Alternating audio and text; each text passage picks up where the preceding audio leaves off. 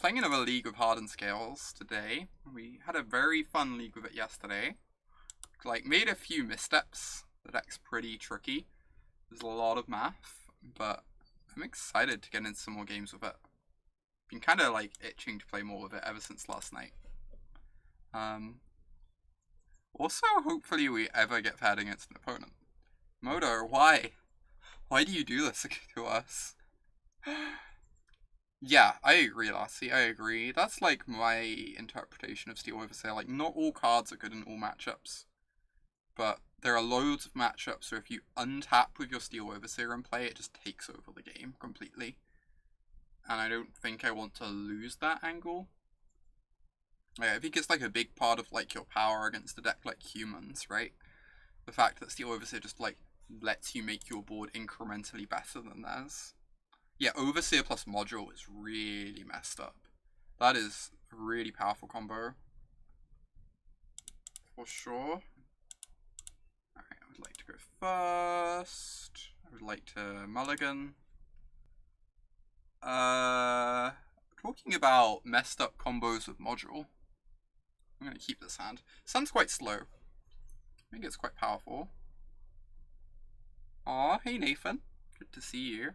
We get to sack a servo to make 2 servos and get 2 counters. It's kind of funny. Just like the double module draw I've never had the double module draw before. Ah! Yo!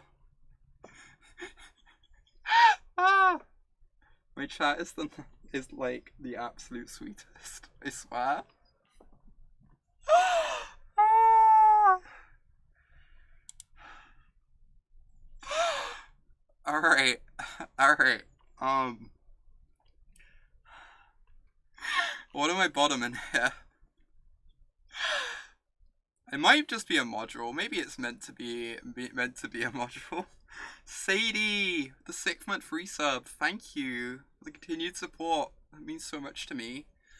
A land. I was kind of considering a land. Lands are really good with the animation modules, though.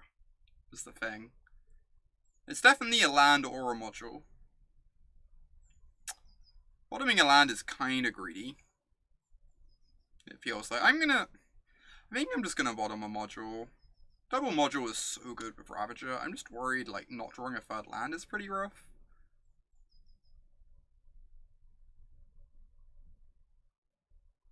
Oh, whatever. Didn't come here not to be greedy.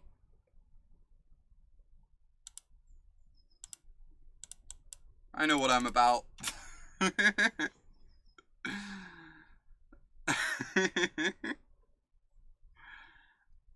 Alright.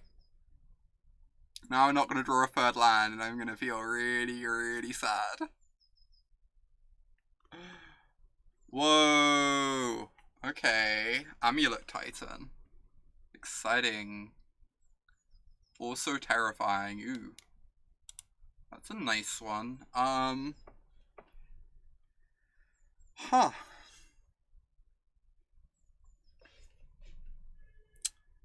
Interesting. I guess I just play the Ravager. Then if I draw a land, I get to go Module Worker, make a token, and maybe kill them. I'm not exactly sure on the maths. I'm assuming I don't kill them. They can't be far off, though.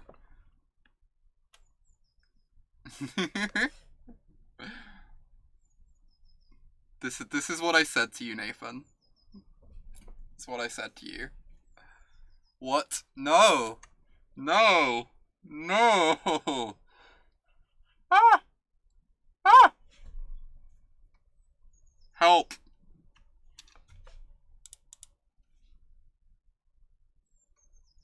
I feel really dead. Help! Help! Help! Help! Help! Help! Help! Help! Help! Help! Ah!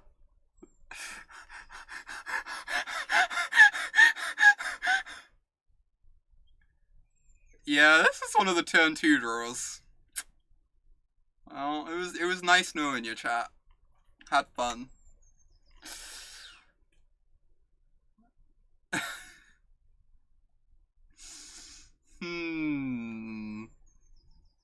Can you make this super cute streamer blush 20 times for my 20-month anniversary? Good Nathan, thank you for the 20 months. Really appreciate you and your continued support. So I could play this out and make them kill me, or I could go do something else with my time. Oh, because they have to slay a stronghold out. Maybe they can't kill us. We'd have to untap and kill them, though, which we would not have done. I'm pretty happy moving on that. Alright, Damping Spheres. In. Please. I'm assuming we want some number of Nature's Claims, though probably not all of them. And maybe Spellskites, because it's good against Slayer's Stronghold? But yeah, they have Vesuva as another Stronghold. Good point. So I think Overseer's not great here. Obviously, Relic is quite bad.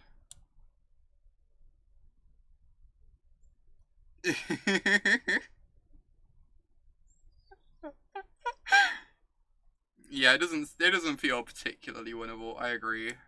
Oh, the animation modules are really slow and derpy against them. Though I guess the game's gonna get more grindy post-board, because they'll brought in a bunch of removal.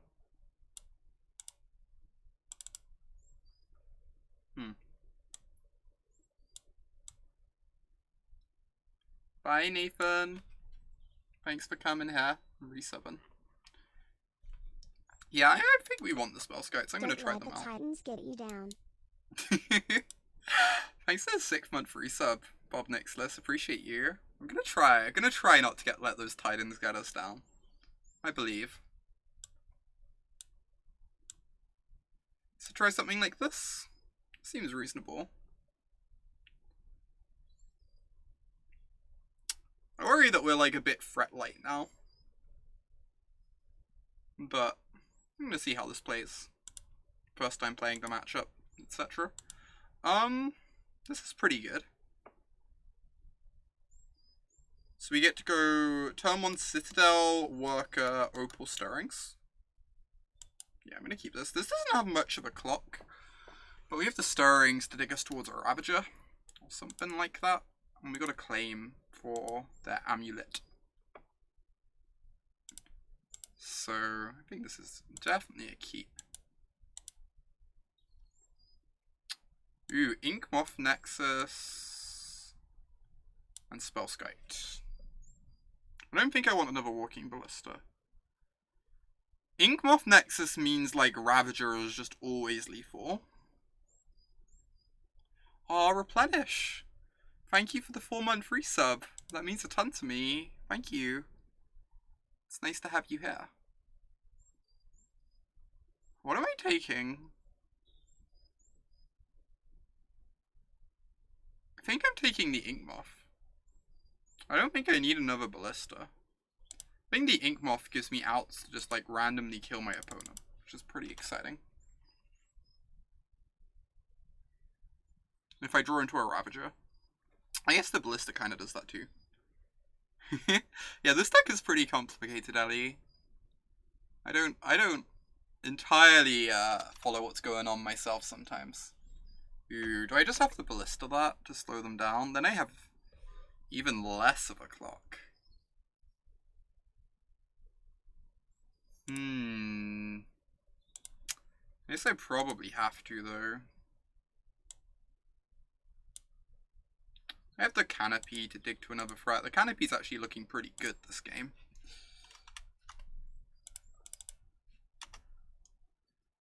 Yeah, I just have to shoot it by time. Canopy's pretty good. It's just like another redraw towards a Stirrings or a Ravager. You can kill this Amulet, which is nice.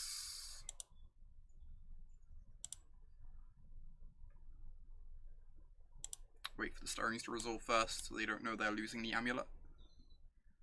They got a Forest. Alright. Boop. I could claim my Worker. I could do. I think I'd rather save it for Ravager shenanigans, but start by firing this off. There is a Ravager. There's also a Damping Sphere.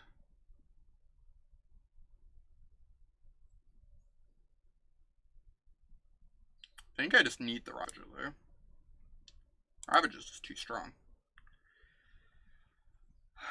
Right, and then I can just play the Ravager out.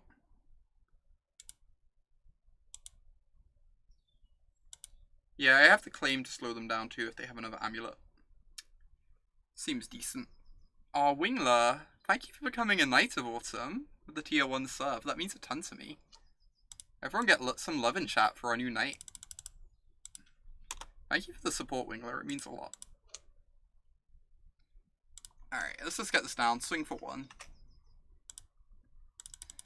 We have claim up. If they play an amulet, we can maybe kill them with Inkmoth. If we draw our scales, they die to Inkmoth. No! That one's really good. Okay. How much damage is Ravager next turn? It's 1, 2, 3, 4, 5, 6. We actually need a scales to kill them here. Which isn't like super far off, I guess.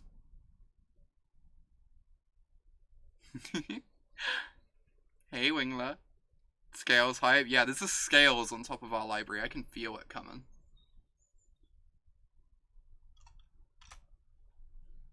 Walker kills in 2 turns. Awesome. Hey. So what did they get? They got a Telerio West, which they can't even transmute at the moment. Not quite. So this kills in 2 turns, right? It can't kill this turn. We can go animate Inkmoth, play the Walker. Ravager is 1, 2, 3, 4, 5, 6, 7. Inkmoth is 8. So it's not quite lethal, but if we play a Walker for 2, the next turn we tick it up and the Inkmoth's lethal. So I guess that's the plan.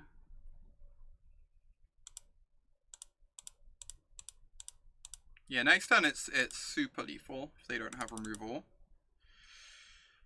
Am I meant to swing with the Ravager? I guess if they block I get to eat a creature. So I should do.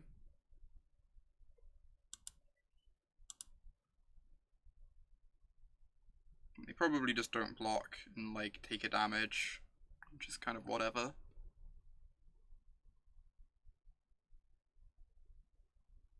Alright, take 1.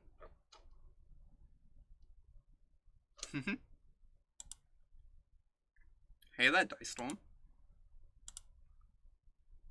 What if we put the Worker counter on the Hangarback? Oh. Maybe I missed a kill. So if I cast this for 1, I would sack the Worker, this goes to 2, put a counter on this, sack this, this goes to 3. 2 Thopters makes this 5, 6, 7, though it's still only 8, right? I mean, Worker counter on the Hangarback is +1, I think. Because you get an extra Thopter. Oh no, it's the same, yeah, because you get an extra counter on Ravager regardless. Yeah. Cass is right. Putting the counter on the Hangarback just gives the same maths. Because you just get the extra counter from the Thopter instead of getting the extra counter from the Worker. So it doesn't make a difference. Yeah, exactly. Cass, yeah, that doesn't do anything, does it? Oh, we can kill the Hangarback now, so that we don't have enough counters to kill with the Inkmoth. That makes sense. That makes sense. So I'm definitely sacking the Opal. Hey there, Campo. Because that's just going to die regardless. That's also just this deck, Tingle. This deck is very mathsy. This is like the mathsiest deck in Modern, pretty much. Just like loads of counting and figuring out like how everything combines and what weird tricks you can do. It's actually really fun once you get into it, but it does look a bit intimidating at first.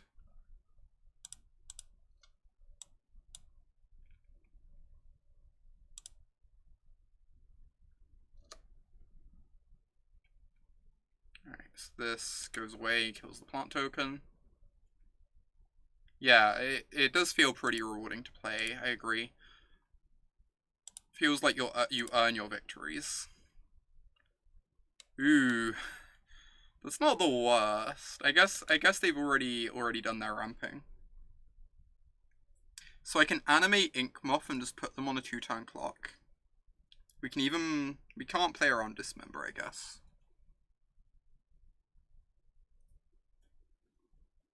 I'm holding a Mew plushie. Just like cuddling Mew. Do I just put my opponent on a 2-turn clock with Inkmoth and hope they don't have removal? They can't tutor Ghost Quarter at the moment.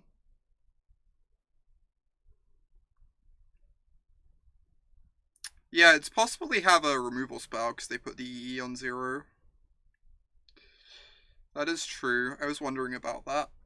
Afternoon shops. Like, this could indicate they have the path and they just wanted us to, like, sack out all our stuff to the Ravager and get the Hangarback Walker out of play. At the same time, I don't really want to give them, like, a bunch of top decks from this position. Maybe that's fine, though. I have, like, the Damping Sphere to slow them down. The Ravager's gonna be, like, a reasonably fast clock. Oh, this means they aren't on the white splash. Excellent point. They could still have Dismember. Yeah, I tried out Amulet Titan. I just don't enjoy it very much. They could have Dismember. I kind of just want to put them on a 2-turn clock. It's really scary, though. Like, Ravager is what? Like, probably a 3-turn clock, which isn't the worst.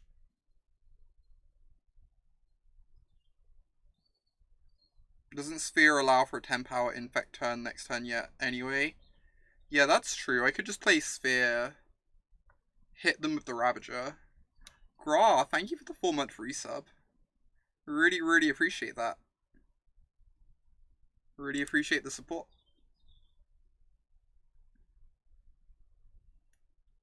This is 5, 6, 7, 8, 9. So if we cast the Sphere, we just kill them next turn anyway. Alright, I'm into that. I'm just going to cast the Sphere, attack with my Ravager. It appears they're F6'd, but hey. Attack with my Ravager. And then next turn we go for the kill. Yeah, they run Nature's Claims, I believe.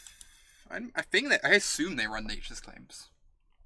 I'm not, like, super familiar with Titan. Yeah, the sub-gift makes me so happy. It makes me, like, incredibly happy. Usually no claims. Interesting. They don't run paths because they'd have Kubera Crossroads instead of Radiant Fountain. So they're not on the White Splash, I believe.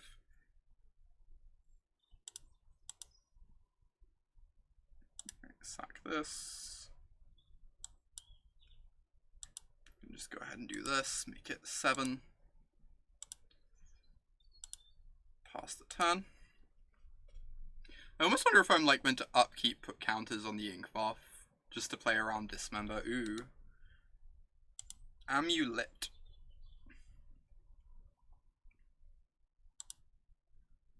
Alright. Passing the turn back.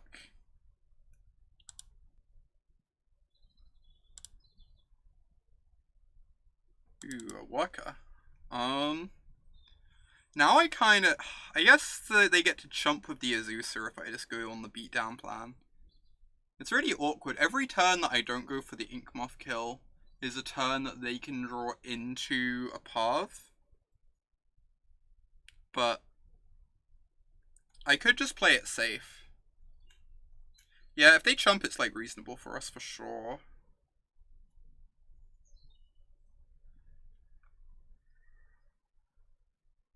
They have no white mana now. Oh, that I guess not Path Dismember or like Nature's Claim. Yeah, I kind of just want to play the Worker, swing with the Ravager. Kind of makes sense to me. But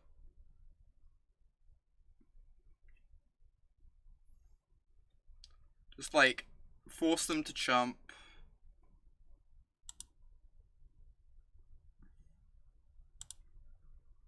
Make him have it. What are the odds? I'm gonna be scared. I'm gonna be scared. Oh, I meant to attack with the Inkmoth too. I guess it makes no... yeah, if they have a Nature's Claim, they now, like, fog the turn. I know, I want to have Inkmoth mana open in their turn, I guess, so I can transfer counters, and also want to have Claim open. Yeah, I think this is better. I think this is better. The more I think about it. That was, like, my original reasoning. I just, like... So this puts them to 7, and then next turn we'll have 2 lethal creatures swinging in. If we want. They cannot kill us with Titan, because we have the Nature's Claim. If they go to kill Ravager, we have the Inkmoth. So I'm feeling pretty good about this position. Obviously we're playing really scared here, but I think it's going to work out fine for us.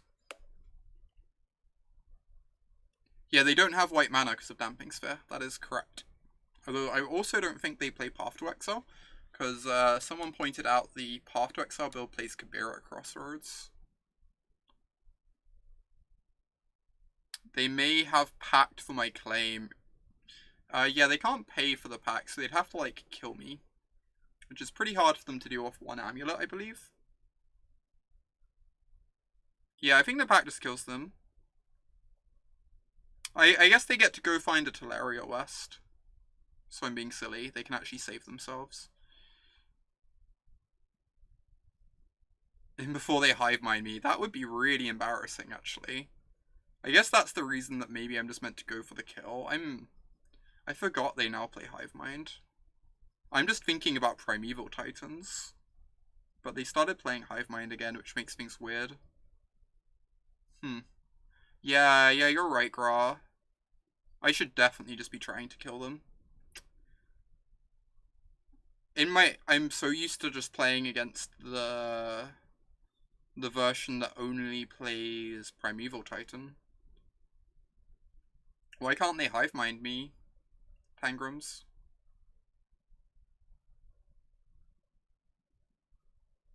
Oh, because of the Damping Sphere. That's really funny.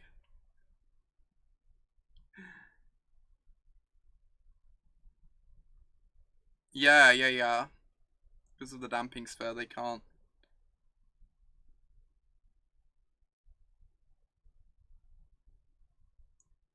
Damping Sphere secretly having more text, I know, right?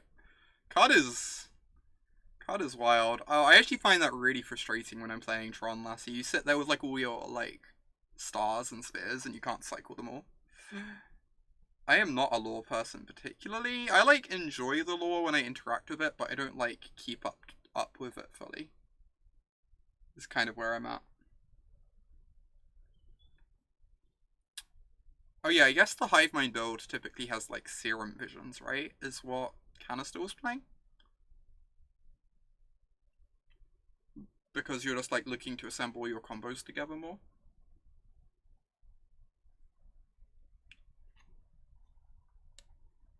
Alright, that's a Summoner's Pact. Thing is, if they cast the Titan, then they're tapped out, right?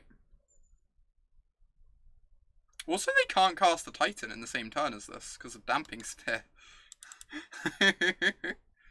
Yeah, we can blow up Amulet. Oh, I guess they could play a tap land now. Yeah, we should have blown up the Amulet already.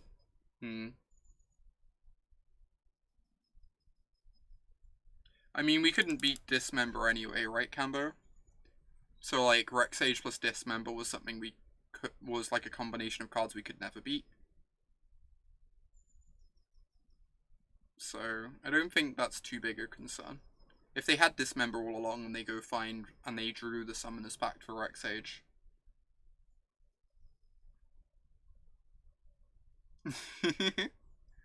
Yeah, as long as we blow up in response to the Titan, we should be fine. Alright, so now they're dead, right? Oh wait, they got a Hornet Queen that they can't cast. Because Damping Sphere. Nice.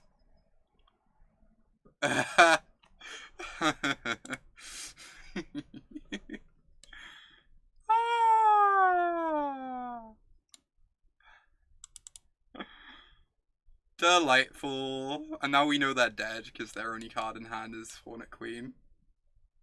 Wet Bull strikes again.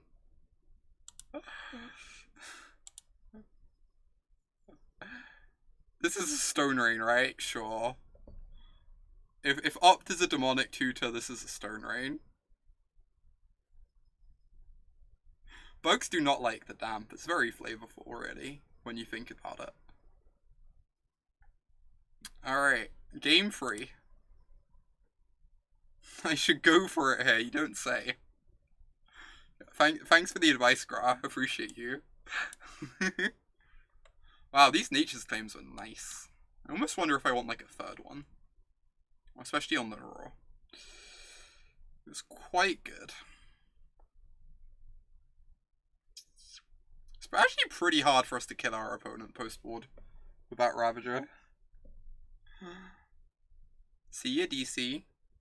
Crush Amulet will try. I'm gonna swap this out for another Nature's Claim, I think. Good trim a Welding Jar. It does hit Nature's Claim and Rex Age and like Engineered Explosives to an extent. I think the Welding Jars are pretty good.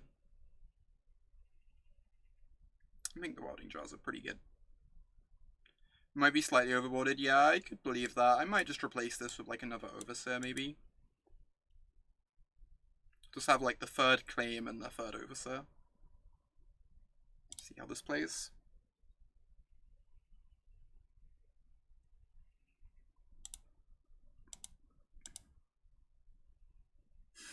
Who's a good little jar? They got just good jars, you know? Ooh, this hand has potential. We have the scales, we have the wet sphere. I can't call it what Ben calls it. We've got the Ancient Stirrings for another land. A-Lily, yeah, we are A-Lily head patting the jar. This is accurate. Opponent does have the 61 special. Opponent has the Malta 5 special. I guess Amulet does not care about mulliganing particularly. To be fair. Interesting draw. So I kind of want the Stirrings here, just to make sure I find my land drop. Ooh, I want this Inkmoth, right? Just like the best land in the deck. Sets us up for random Ravager kills pretty well.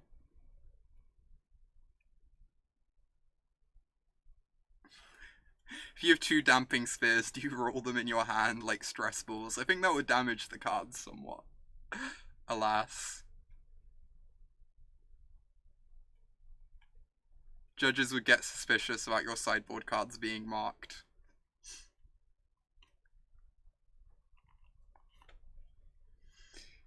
Alright, question is, am I developing my board next turn or running out a sphere? I really hope I draw a land or a Opal or something next turn. I just want more mana. Like, desperately. That is not more mana.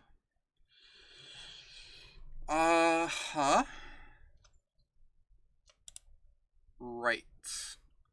We play the Damping Sphere, this makes only 1 mana, which is pretty nice. No, that doesn't work. Scales with Walker. Probably just Jar and Ball this turn, yeah, I assume so. We can then do Walker into Scales plus Level Walker. That's a really nice line. Alright, I like this. I like this a lot. And then if we draw a land next turn, at least we get to like have Nature's Claim open, which is fine.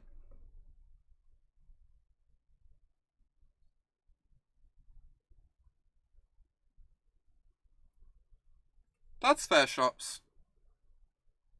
I still think you want this. It's just like some relevant interaction to buy time, but maybe I'm being silly. Like now they're on turn 3 and they have 2 mana, right?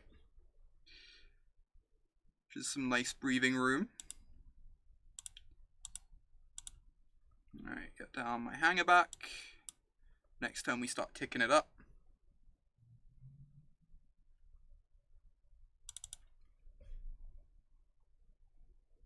It stops the colors too, yeah, now they don't have red mana.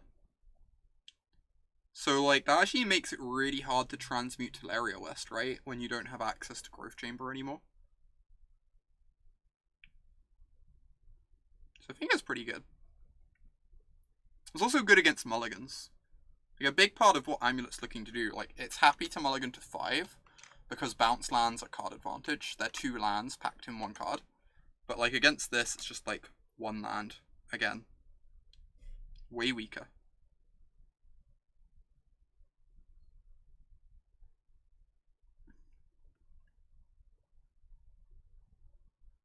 Can't opal into a free drop. Yep. We made that.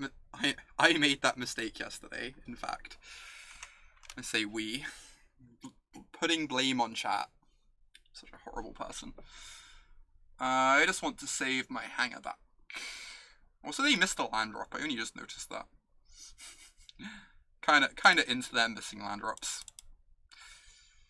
Alright, I would really like to draw a land next turn. Then we can go Scales, tick up Walker, play Jar. Make sure to protect our Damping Sphere whilst, like, building a threat. Ooh. Another powerful land over there. Alright. Scales. Jar. Tick up my Hangarback. Say go. This is looking pretty good for us. Hangarback's gonna get real big, real fast. We know they're on the build that doesn't have Parbs. Why are their wastes coming into play tapped? I don't know, they seem like a really bad Eldrazi deck, right? Okay, this card is actually scary. I should stop mocking our opponent's deck. Their deck has become much more scary, chat. Help. Help.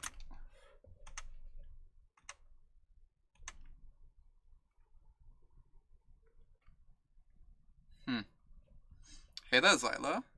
Great to see ya. Now they can cast Fort Not Seer.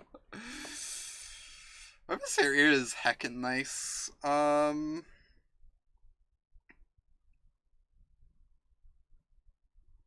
yeah, we can claim our Hangarback potentially. Is that good? I don't know. You want to attack with the Hangarback? Well, that's interesting. So I would attack them to 17. You can claim Hangarback in their turn, untap. And then this would make them free freeze and hit for 9. I don't think we're quite at that point.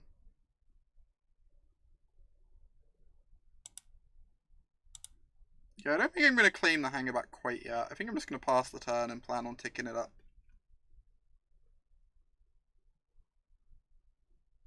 Most likely.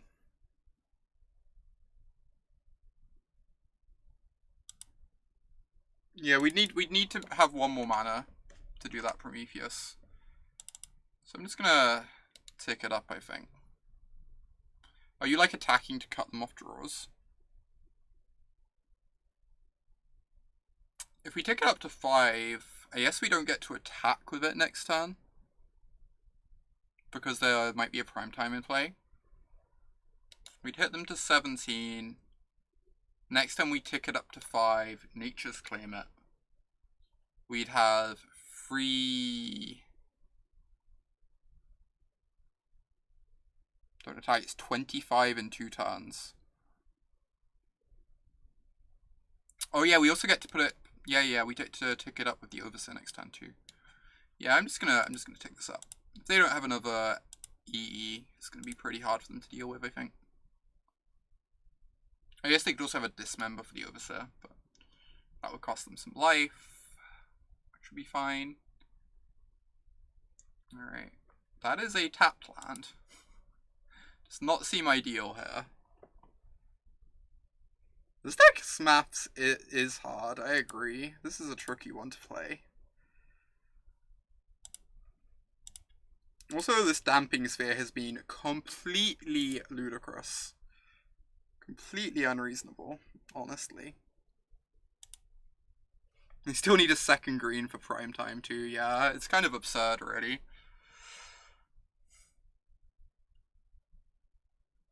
Alright, I guess I'm just gonna hit them for 5.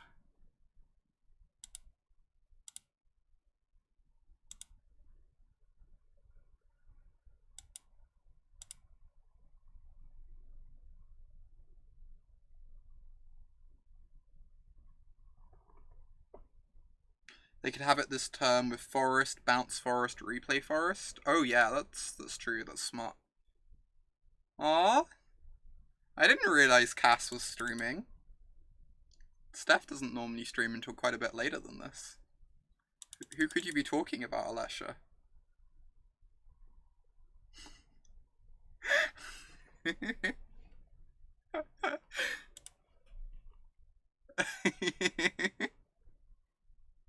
It is a mystery.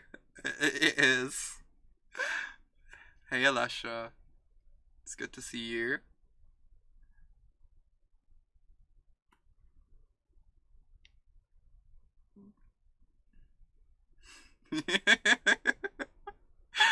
Oh my word.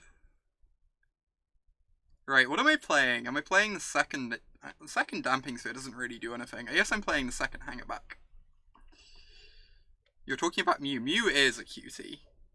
Can we all just have a moment for Mew here?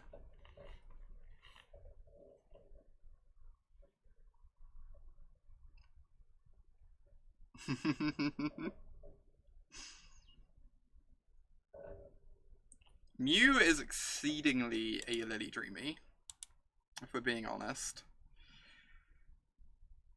Alright, I guess I just play the Hangarback, right? Diversify my threats a little. Ooh. Even get to do this. This is heckin' nice, y'all.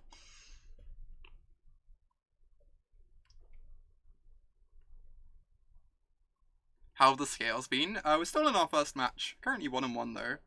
And Damping Sphere is doing work. Let me tell you about a little card called Damping Sphere. Dampening our opponent's hopes and dreams. Okay. That is not the scariest Amulet of Vigor I've ever seen. I'm not gonna lie.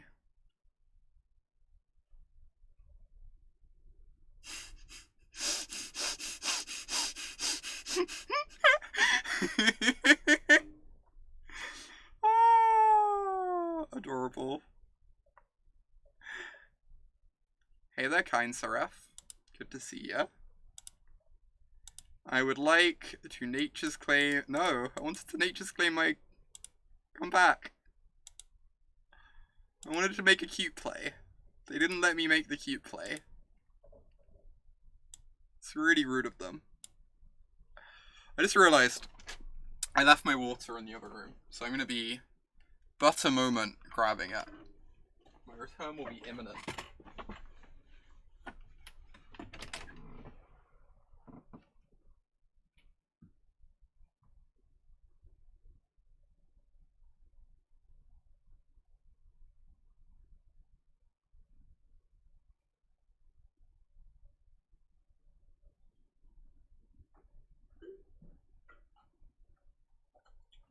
Alright. Also, I just realized current Mew placement is not ideal for Mew cam purposes. Ah! Cass! Ah.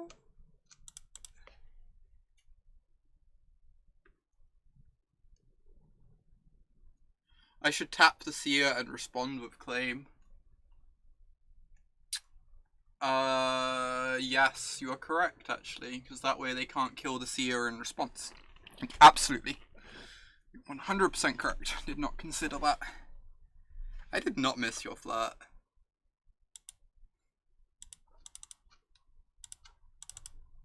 Unlike when I'm away from you, then I always miss you flirting with me. Kind of impressed with how I turned that around. It worked. It worked well.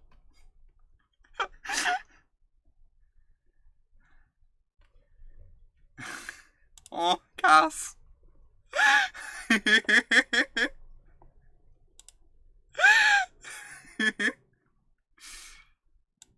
If we draw a land, this is like probably a turn 3 kill, right? I don't know. Maybe not.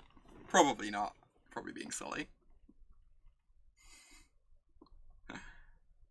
Can dream though. If we draw Mox Opal into land, it's probably a turn 3. Isn't every hand probably a turn 3? This is true. Welcome to Hardened Scales. I am very much looking forward to that, Cass. I will exist in a permanent state of puddle. It's a good state.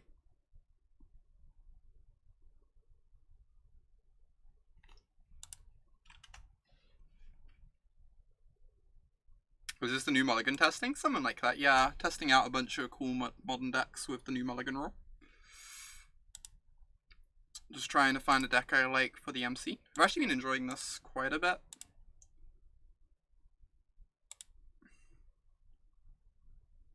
What am I playing now? Kind of like playing the Ravager because it makes this always lethal. Also kind of shows them our hand though. We could also just play the Walker and start ticking it up. Which is pretty nice.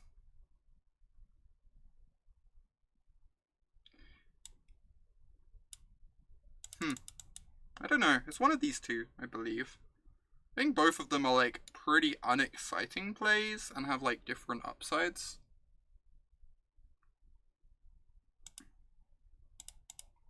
I'm just gonna do this though.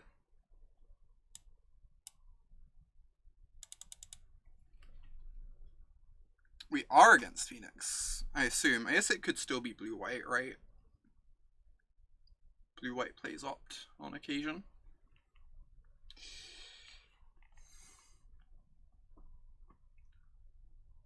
Flooded Strand, alright. Blue-white senses continue to tingle. Would like for them not to be on blue-white. Blue-white is quite a rude magic deck.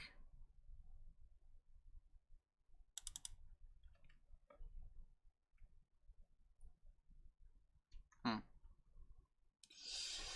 just gonna attack with the Worker Stirrings for a land. So I can get my module going.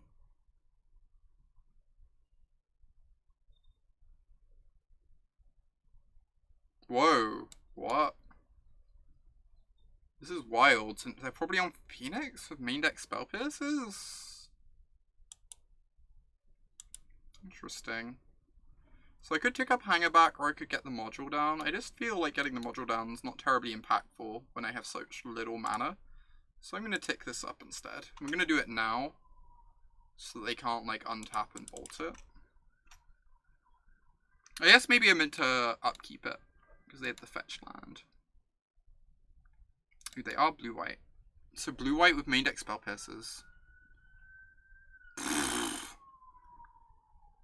Yep. Oh, I don't want to play against blue-white. This matchup is so miserable, especially when they have Terminus in their deck.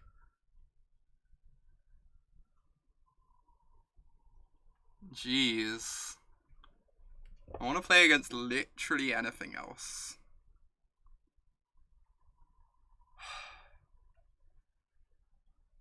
All I need is Evo Leap. I don't know, I tried out, when I first played this deck I had Evo Leap in my list, it didn't feel like it made that much of a difference, but I was also like, playing the deck quite a bit worse than now I guess. Not that I'm playing it amazingly now, but... I mean, it wants the game to go to turn 18, but it also needs to get out of the first few turns alive. So Spell Pierce makes sense from that sense, and Spell Pierce is really good in mirrors. Like, lets you force through your Jace, which is like the most important thing, right? It doesn't seem great for Scales, this matchup. Yeah, I think Pierce makes some amount of sense in blue-white. I don't think it's like an unreasonable inclusion or anything. If I cast this, it's probably just going to get Cryptic-ed. It's like our most important card.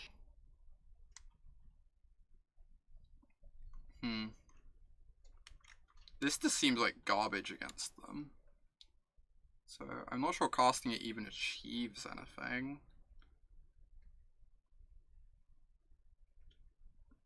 This is just our most important card. I can't afford to cast it this turn. Maybe the Ravager gets a Cryptic out of them.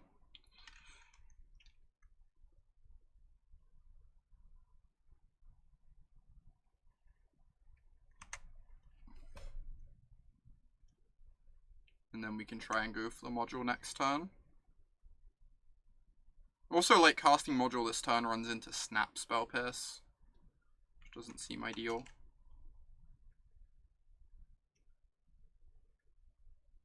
And it's so frustrating. I feel like blue-white would be like the best choice for this MC if Dredge wasn't a thing. If Dredge wasn't a thing, I would probably just be playing blue-white myself. But is module mostly for the proliferate ability? Module's for a bunch of different things. Mainly it's a really grindy card. It's good in games that go really long, so you just get to sit there generating value with it every single turn, like making 1/1s. It does do other things. It is pretty good for helping kill with Infect, like getting the last couple points. Can mess around with the counters on the board to make combat tricky, but it's mainly just there as a grindy tool against mid-range decks. Very hard to keep up with that sort of card advantage. Interesting. I mean, yes, I ran into this, but I also got the Snapcaster out of their hand. And, potentially I get to resolve an animation module now without running it into a Cryptic. So I don't think this is the worst thing in the world for me.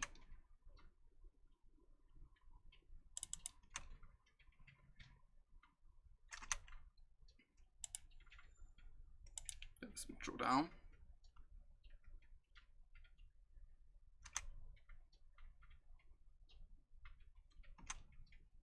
Module's at its best with Ravager, because every single 1/1 you have, you get to sacrifice to put a counter on Ravager, and then spend a mana to replace the 1/1. So you just sort of get to spend a mana to put a counter on the Ravager over and over and over and over. It stacks up really nicely. And just gives the Ravager a second activated ability, kind of. Which also just allows you to randomly kill in positions you wouldn't otherwise be able to.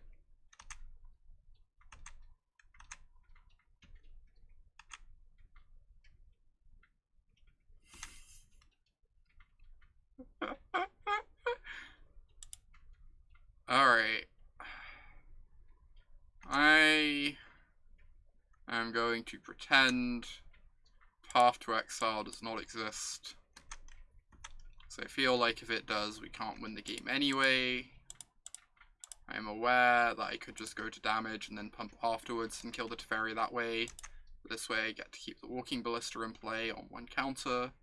And I just don't think I can beat a Path to Exile, because I'm so far behind. I think I'd rather just go for the really greedy high upside play.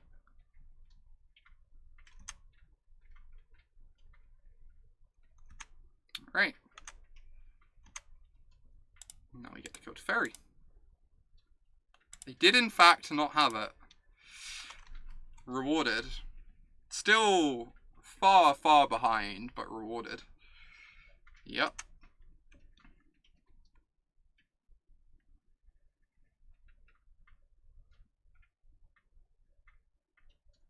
Watch them slam another. Uh-huh.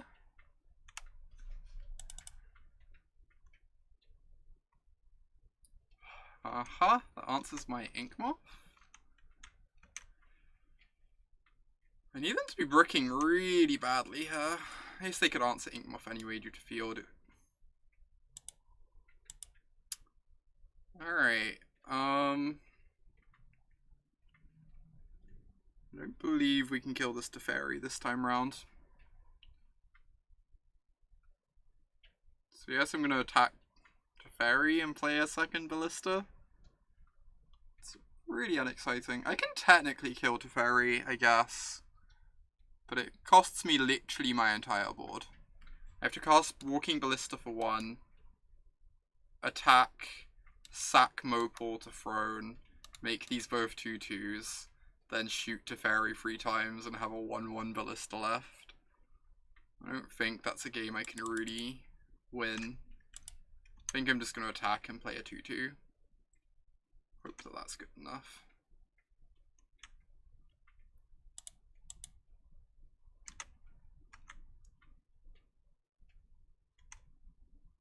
I know some of the other Scales lists are playing Khans in the board.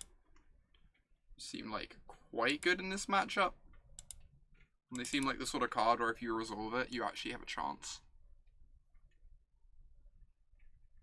So I can see adding Khans to the board, but I also feel like if you're playing this deck, you're like specifically hoping to avoid blue-white and just face the rest of the metagame instead.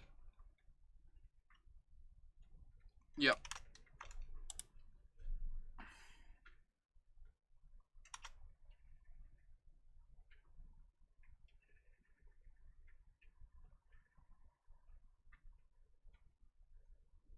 Main deck Relic, jeez. Main deck Relic and Spell Pass. Really trying to hedge that Dredge matchup.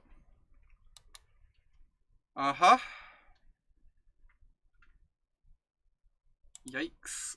Are there other places Khan would be good besides blue-white? Yeah, it's good against black-green. Although I think you already demolished black-green. It's... I had it played against me when I was on Water Prison, and it was like kind of annoying, but not that bad. It's probably better than something in the main deck, but I don't think it's like something you're excited about. Alright, I might scoop this game in a minute. We'll see what our draw step is, I guess, but I don't really know how I get out of this one.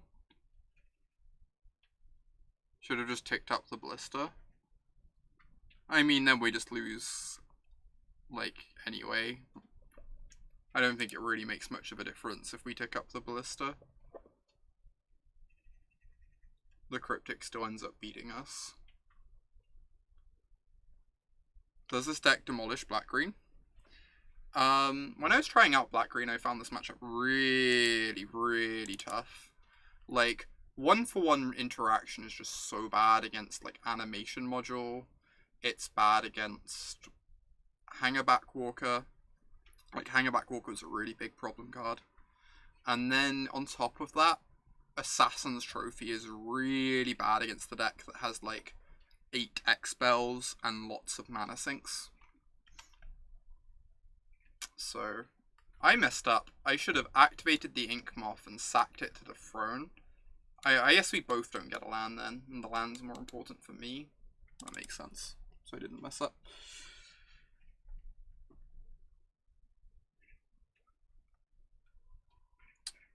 Arcbound Ravager. Right, if this gets countered, I will probably just scoop, move on with my life. Oh no! Ah! Pull! No! Ah! My heart can't take this pull. Also they can snap Cryptic every spell for the rest of the game. Oh my gosh. Blue-white. So I guess I have to be able to beat Stony. And this can deal with, like, Teferi. And, like, you kind of need Dismembers for Lyras and Colonnades, but also can you really afford to board in a bunch of stuff? Necessarily?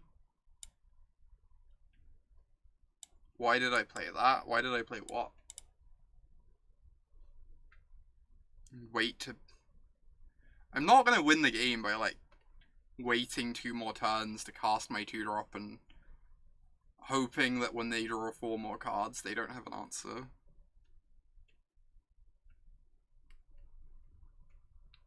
Blue-white is so hard to scales. Yeah, it really is. Pretty tough matchup for us. Could honestly bring in like the 4th claim even. Because of Rest in Peace.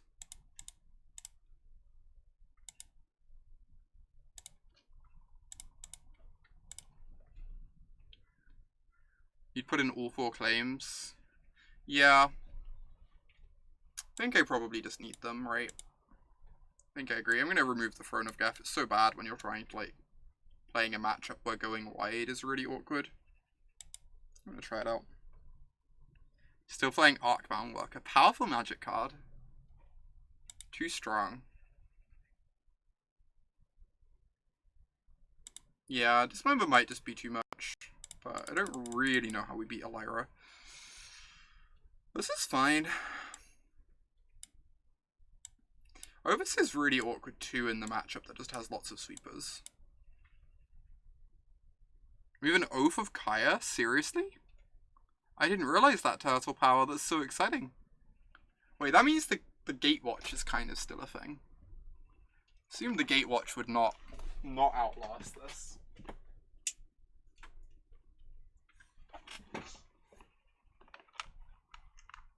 Alright. Bring in a bit more lake here. Ooh, let's have a look at Oath of Kaya. One brief distraction from the joy that is playing as blue-white. Oath of Kaya, 1 white-black. When it enters the battlefield, it lightning helixes. Whenever an opponent attacks a planeswalker with a creature, one or more, you control 1 or more creatures, it deals 2 damage to that player and you gain 2. That card is interesting. I mean, honestly, how is this a white-black card? Isn't it white-black? I feel like it's pretty white-black. Life gain and damage. Black can deal damage, right? It feels Boros-ish, but I think it, like, fits into the Orzhov color pie, too. Also, white is, like, the ghostly prison color, right? And that's kind of like a ghostly prison-esque effect. In its own way. Just gonna get this down, start ticking it up.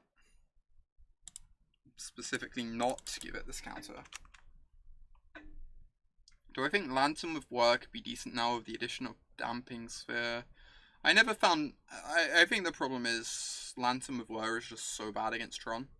I never found that Damping Sphere was actually enough to beat Tron.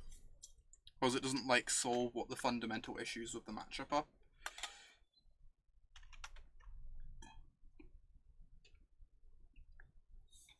That is fair, Alicia.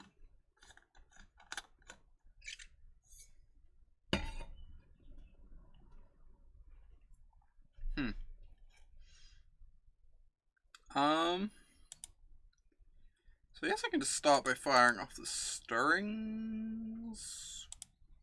See what I find. Then I can start building a ballista with the Overseer. Wow, what a stirrings, huh?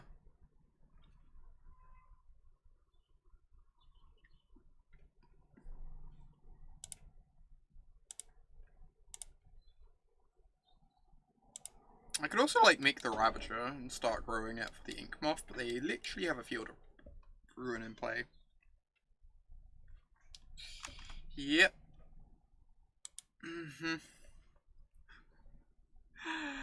Ah.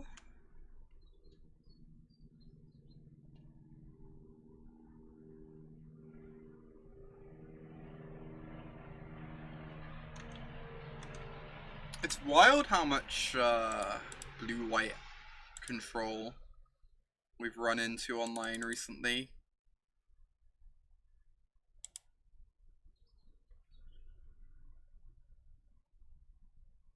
Just like every day, just facing a million blue-white decks. I don't know that I can really... Can I beat a Wrath? I guess I've got the Hangarback Walker. It, like, kind of helps me beat a Wrath. I kind of want to cast 2 spells to beat a counterspell, though. What if I just play Dredge, maybe? Maybe that's the answer. Like, every single deck I play, I'm, like, bad against blue-white. And Dredge destroys blue-white.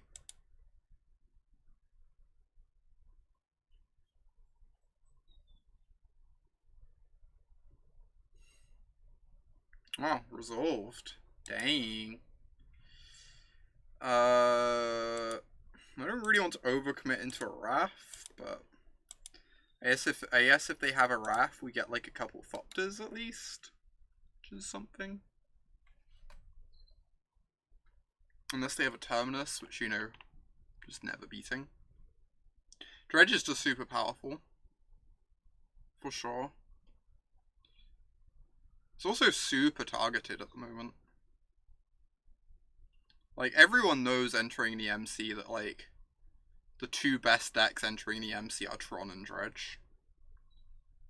It feels like it's very easy to target Dredge if you want to, I guess is my worry. I feel like entering the MC and not being favored against Dredge is, like, in terms of how you've built your deck, is not necessarily a good decision.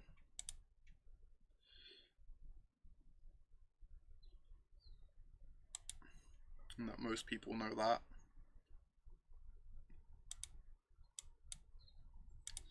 Alright. Get a land, which is pretty nice. Get a counter on my Ballista.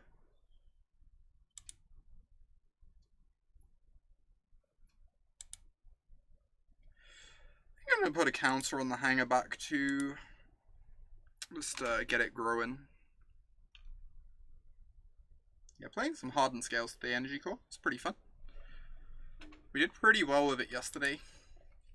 We won our first match today as well, although this blue-white deck is concerning. Rude! Why you gotta be like that, opponent? Alright, well. Shoot you for 2. Get a pair of Thopterinos.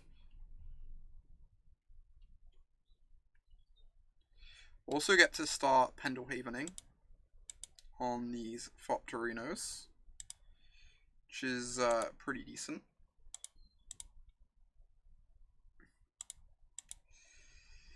I have not cast the Supreme Verdict, so I guess I'm just going to pretend that that sort of nonsense does not in fact exist. And there's still a turn away from Terminus.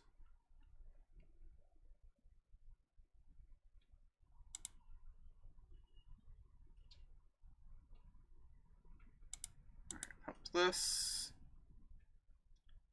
Hit you for free. Cast my Ravager. Cast my Overseer. Then we might have lethal next turn if they somehow don't have anything, but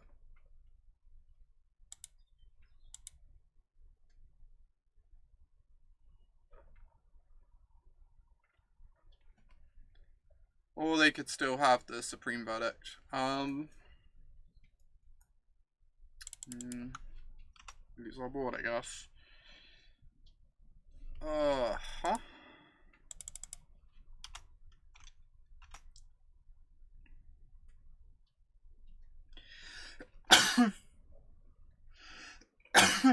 Excuse me.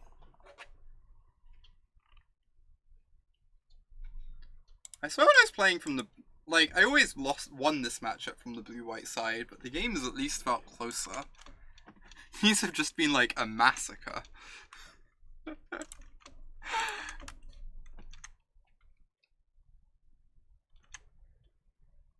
I'm probably meant to Pendelhaven there, aren't I? Anyway. They're cracking the Field of Ruin regardless. Thank you, London Mulligan.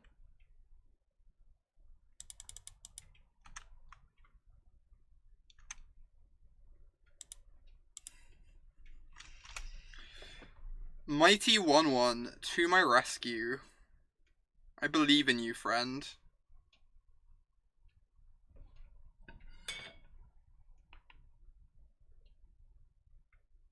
I believe in you, all that you represent. I don't believe in Jace. Jace is stinky. I just realized they missed the land drops. They have like 2 spells on hand, I guess.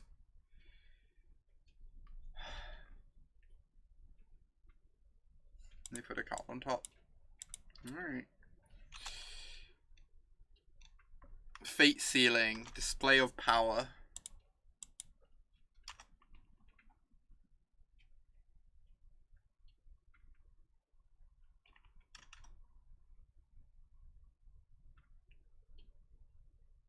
The card on the bottom. That one's not bad. We even have the Nature's Claim to protect it. I'm assuming they have a Cryptic though, if they're Fate Sealing us. And if they don't, we'd get to have Nature's Claim up to protect the Walker.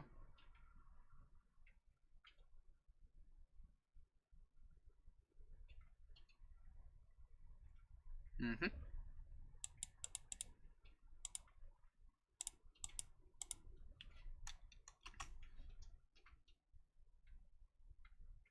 Yep. Alright. Let's do something more fun with our life than getting controlled to death. Okay, 1-1. We took down Amulet and lost to our actual worst matchup. Hopefully we face some Dredge. I want to see how this next Dredge matchup feels. I've heard it's like slightly favored, but I kind of want to see it in practice. I know post-board they have like a lot of removal you have to slog through, which makes things like trickier. Oh my gosh, we're against Jestefan.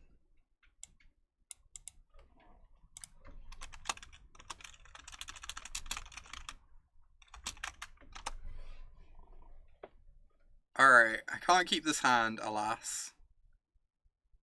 Would that I could, the double scales hand.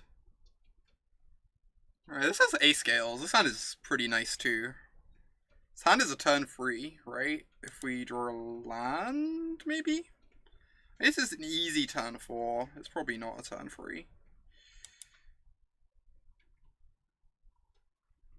Well, we get to go scales, make a pair of 2/2s next turn. It's a real nice opening. Yeah, I hope Jess is feeling better too. I want to hang out with her in London, so. What was round 1 against? Oh, we beat Amulet in round 1. And then we lost to Blue-White in round 2. Who's Death Shadow time? Gonna get Fort Seized.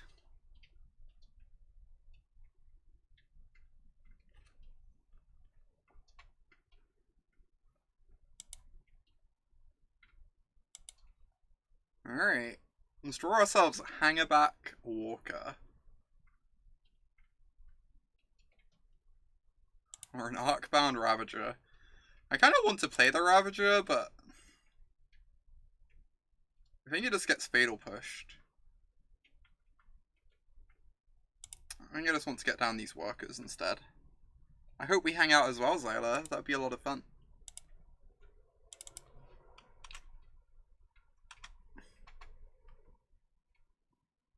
I'm fairly certain we will hang out at some point over the weekend. I'd be surprised if it doesn't happen. Another Fort Seize. Fatal push. Second fatal push. Rude. Alright. I mean, it really do be like that.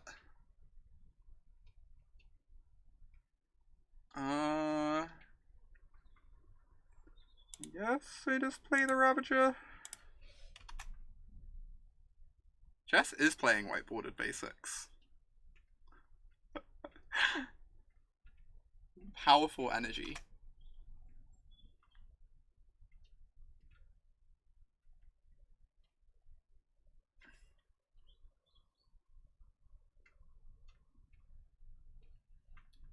Okay. No threat yet. I assume there's a shadow in our future though. Jess isn't careful, Ballista could randomly get her, of course. Something she has to be aware of. This is an angler. Yep.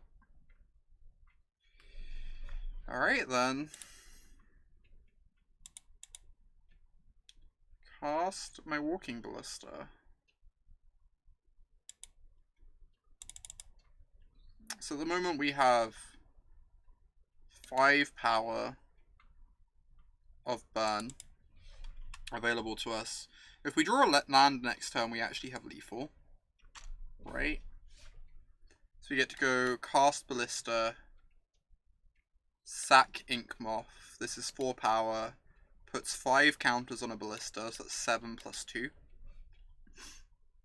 So land or 0 mana artifact is lethal. That's a fatal push. Take down the Ravager. Or the Ballista, I guess. One or the other. Do I need the land? Maybe I don't. Oh, because I can put a Ballista down to 1 counter and then sack it, right? That's interesting. So I can ping Jess, goes down to 8, sack the Ballista onto the Ravager. Ravager has 4 counters. Which is pretty good.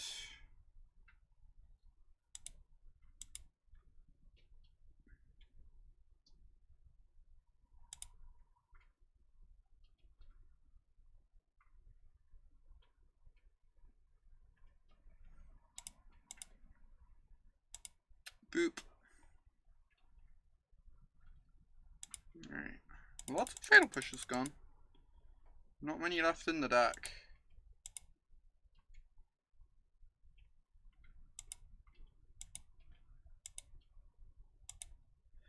Alright, lethal draw please.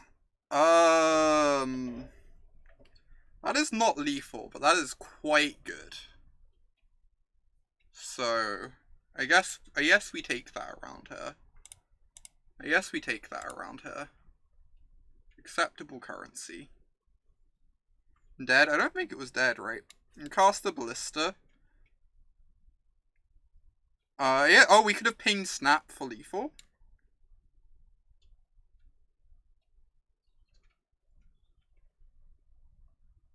Yeah, you're right. We did have lethal. I just missed it. You're right. Still in a very good position. So I'm not too worried. But you are correct that I missed lethal there. Oh no, we could, what Limited Love means is we cast Ballista for 2 counters. We ping the Snapcaster, we attack for 4, and then we dump 4 counters on Ballista.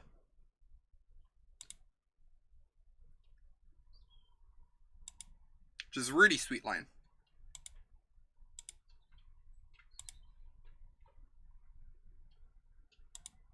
Anyway. Dismember does nothing here. Obviously Fatal Push can shut down one of these creatures, but the other one gets to live. Either a huge Ravager or a huge Hangarback. Ballista is threatening lethal at any point, so I think we're in a really good position.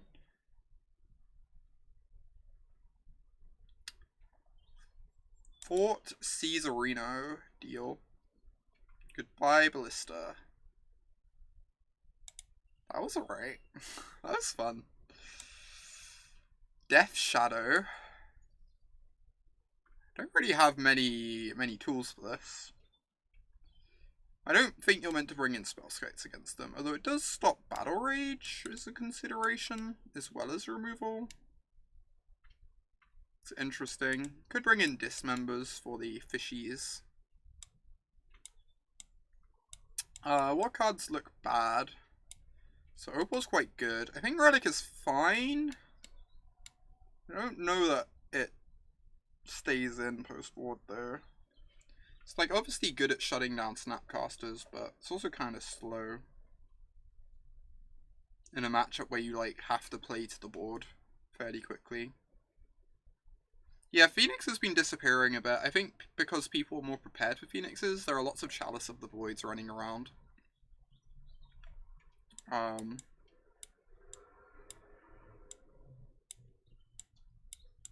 Is a part of that.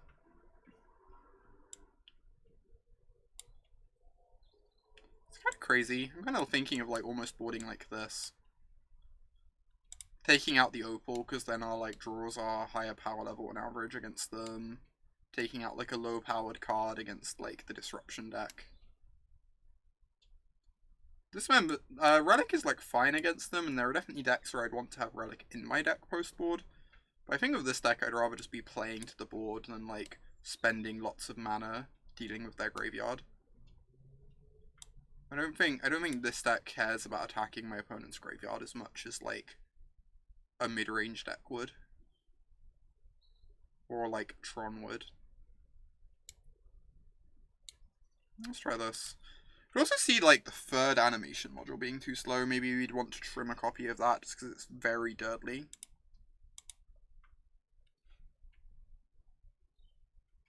It's like not unreasonable.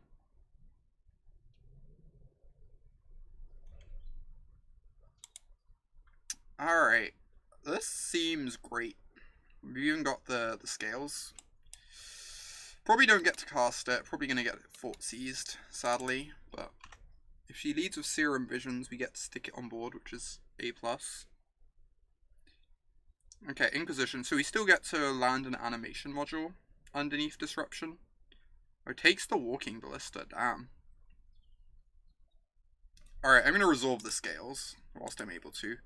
I'm a bit worried. Taking the Walking Ballista could indicate engineered explosives.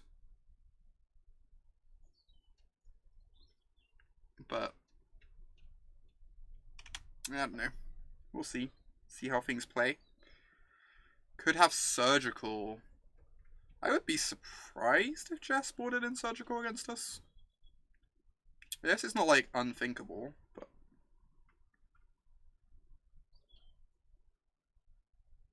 I kind of want to get my animation module value.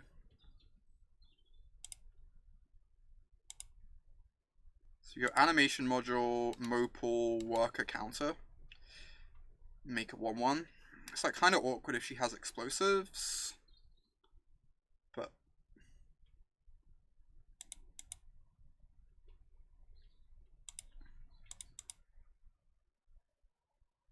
maybe this is just playing into explosives too badly.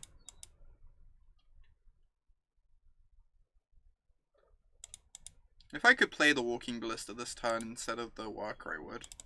I just feel like if I'm not playing the Worker as well, I'm just like not developing a board presence at all. It's part of the issue.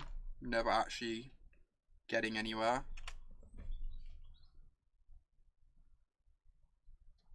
Or she could have nothing. That's also a thing that could be the case. Interesting. So I have a few options here. Obviously I don't particularly want to attack and grow shadows quite yet. I can go like Llanowar Reborn Ballista and then make a servo, which is pretty reasonable.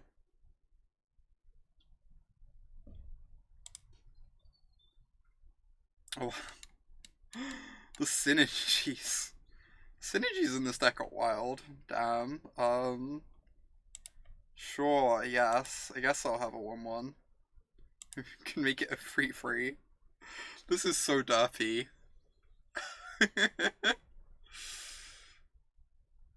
Alright.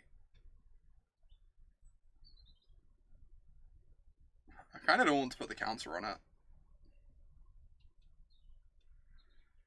Oh, I could just make it a 3/3 and make another 1/1 instead of playing the Ballista. That's kind of gas. I kind of like making discard spells really bad against me, though. Just like make sure discard spells never do anything for the rest of the game. I think I'm going to do that instead. Now every discard spell Jess draws is a dead draw.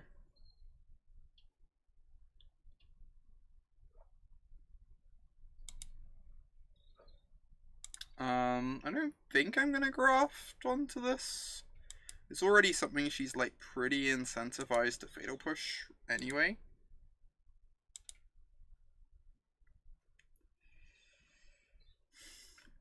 I think I wait one turn before I start attacking.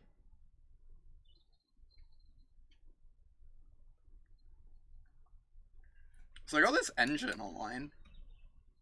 As long as she doesn't draw an engineered explosives, I think I have like a decent mid game. I just don't want her getting down a fast shadow quite yet.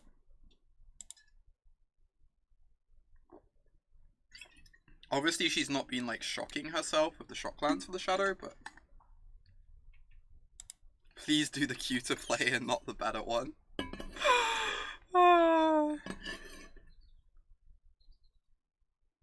Is it time for a K command? Nope.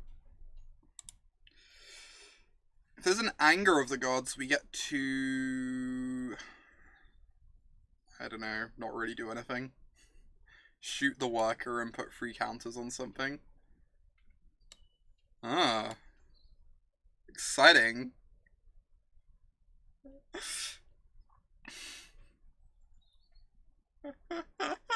Things are pretty good today, Teach. Can confirm. I guess this is fine. There's a Leyline of the Void. It was not in your opener.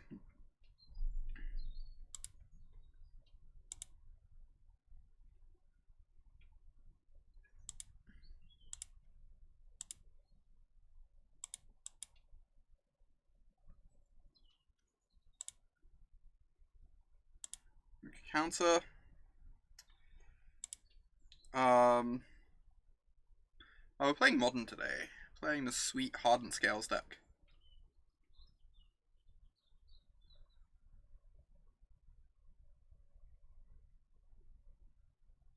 So I hit for 4, 5, 6, 7, 8. Can I kill this turn? I can maybe kill this turn. I ping Worker twice. This goes down to 2. It gains 3 up to 5. 5, 6, 7. I can only deal 12. Can only deal 12. If I put the counters on Ballista, I would have lethal. Oh, there's no modular. You're right, because of Leyline. You are correct. Let's do this. I'm just gonna swing. I think we can beat a shadow. At this point. Got loads of chump blockers for the shadow. You got a Ballista. I can randomly kill her if she's not careful with her life total. We're like going around the shadow. So I think just swinging here is pretty good. Yeah, Modern is tricky. It's a lot of fun though. I like it. This deck is really tricky too, to be fair. This is not a good representation of Modern. Interesting. I guess there's a decent chance Jess is playing GDS. GDS is a good deck. I know it's like one of her pet decks.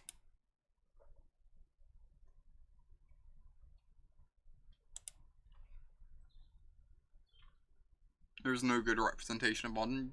Reasonable point. The decks vary a lot, right? Keep. This one is a treat. This one is a treat, let me tell ya. Jeez. Ah. We are gonna do some nonsense this game, chat. We're gonna do some nonsense. Am I gonna try out GDS on stream? So I don't feel like I have time. Otherwise I'd consider it. Deck is a lot of fun, for sure. Have I ever added counters to Llanowar Reborn? I don't think I have. Other than off Hardened Scales, I guess. But not with the module yet. We are playing against Mill. It's pretty exciting. Play my Ballista. And then the Ballista is just lethal next turn, right? I believe the Ballista is lethal next turn. Like, very, very, very, very easily. You go like land, this is 2, 4, 6, 8, 10, 12, 14, 15, 16, 17. The Ballista is a 19, 19 next turn. If they don't have Fatal Push mana.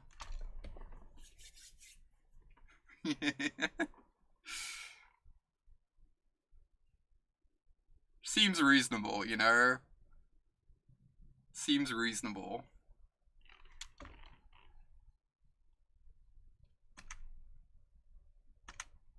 Alright. Oh, they build a Ravager. If they have a Surgical, it'd be kind of brutal.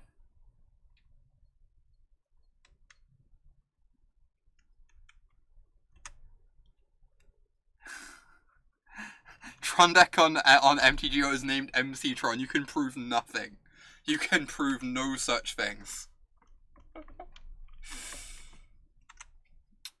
So you're saying you're dead, huh? Is that in fact what you are saying? This is gonna be a heckin' nice one. This win right here. Count, make a token. Sack a token.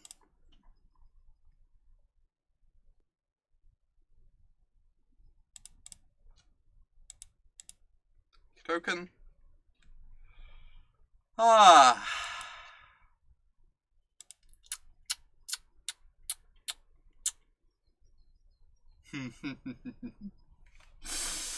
This is great.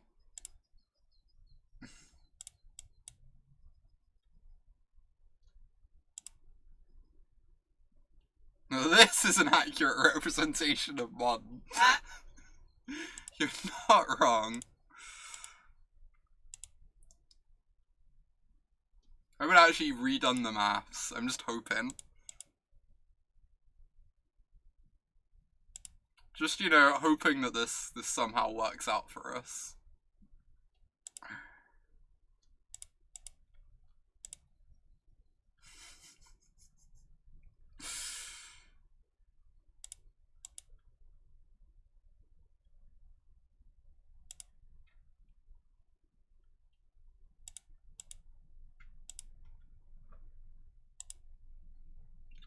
Right, make it 1919 Ballista.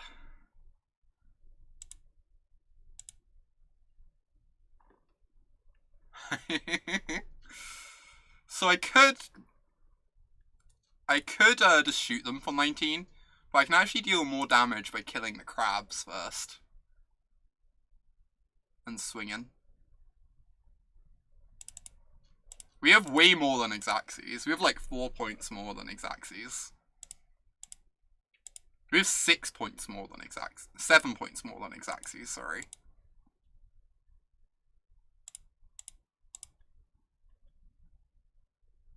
It's probably also faster, agree. Also feels better. You know? This is great. So you put them to 6, yeah, 7-point overkill on turn 3. We just attacked for 26 damage through 3 blockers on turn 3 of the game.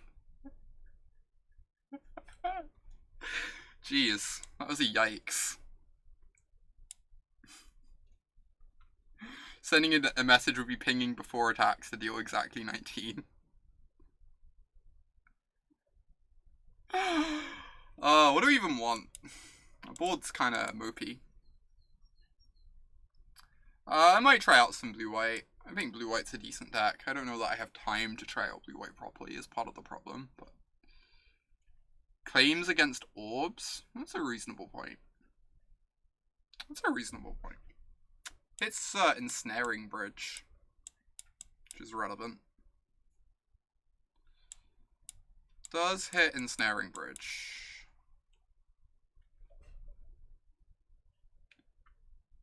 I don't think I want, like, Spellskite against them. Dismember's obviously really narrow. Damping Sphere's, like, fine against the blue-blue buyback spell, but I don't know. I think I'm just running it like this, just not changing too much.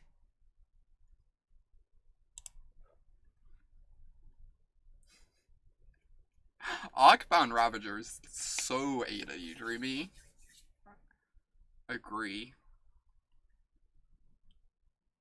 Cut a module. I just don't think the sideboard cards are impactful enough to bring in the cut modules for. Module's not the best in this matchup, but I think I meant to keep this. It has Scales and Overseer. It doesn't need much to be like a strong hand. And we have the Claim as like some interaction, depending on how their opener looks. So I think this is fine. It's obviously unexciting, but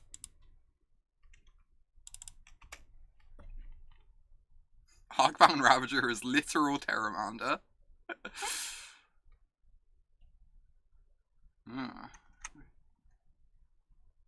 Alright, mill 10. You got me. Ooh, that is a Walking Ballista. This is a nice one. In fact.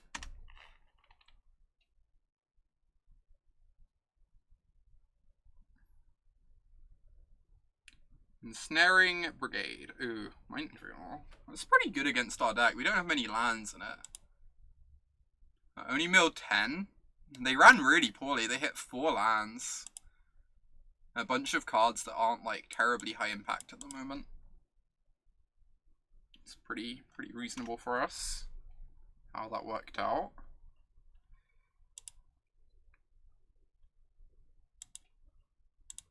Alright, cast my Hangarback. Cast my Ballista.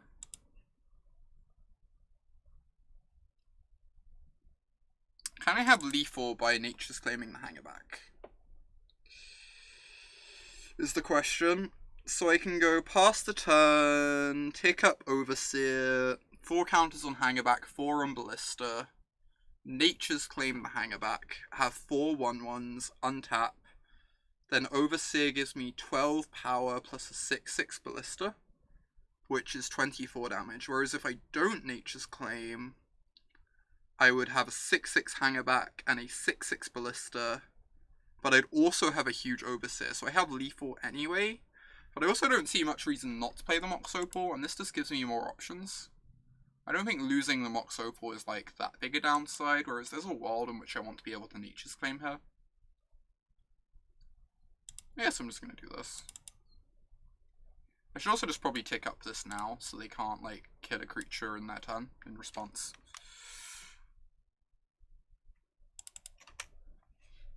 Stop us getting counters.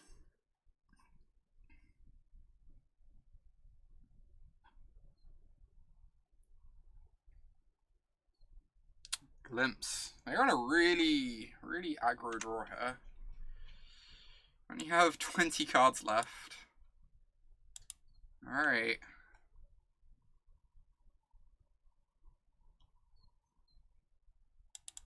They have a Fatal Push. I think they probably get to untap.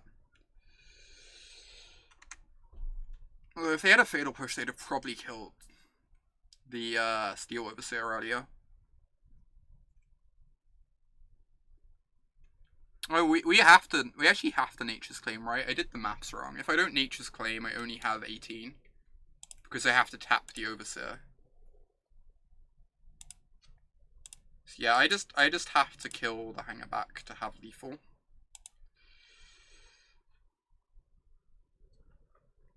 This is such a nice interaction. This is the second time this league that we've had lethal by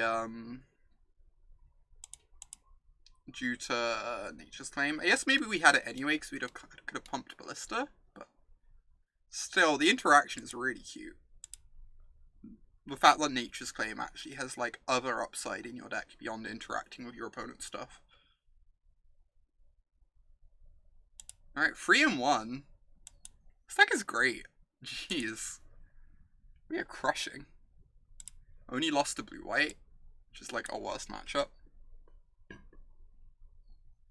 I'm actually going to have a quick moment, AFK a sec, to go get some more water, and then we'll play for the 4-1.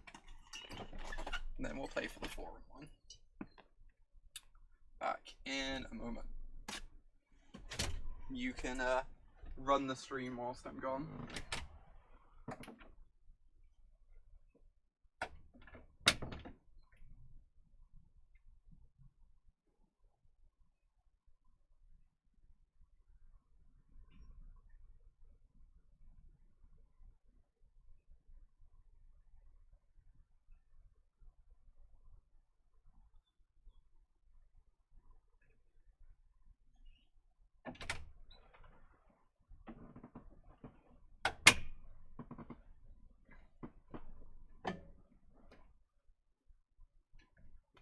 Alright. Hopefully Mew did a good job. They've been waiting for this moment.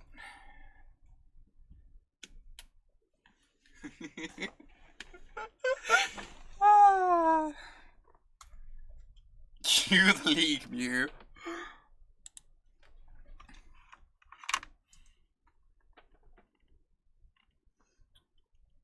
Thanks everyone for hanging around today, by the way. I'm really enjoying streaming today. It's been a nice day. I'm not gonna lie. It's been a heckin' nice day. A-Lily mute. What? No, we are not muted. I am in fact talking. And OBS is picking up on it. The free one drop and start a blue-white league dream is dead. Hey, C-Sparks. It doesn't show up very well against like the white background when I do this, huh?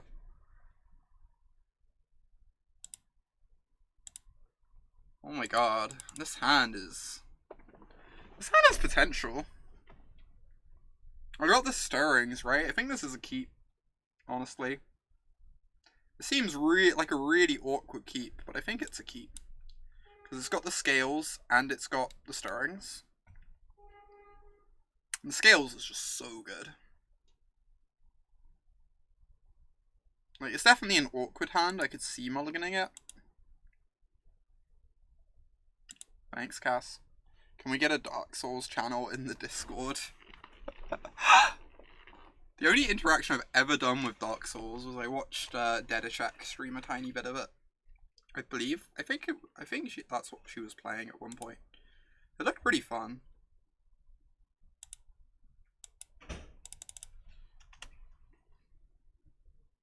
This is a Dark Souls stream all the time.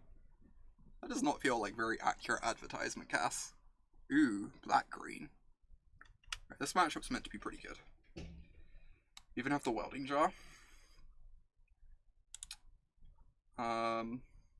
See if I can get a Darksteel Citadel. Wait, I cast the wrong card. I meant to cast the stirrings. Good talk, chat. Ah.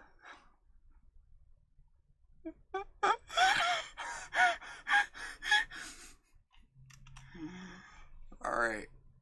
I'm not gonna put some counters on that Tarmogoyf.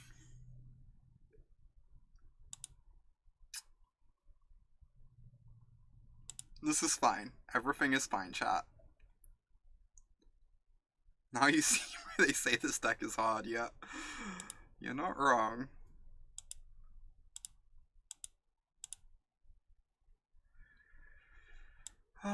There's the Darksteel Citadel we wanted last turn too.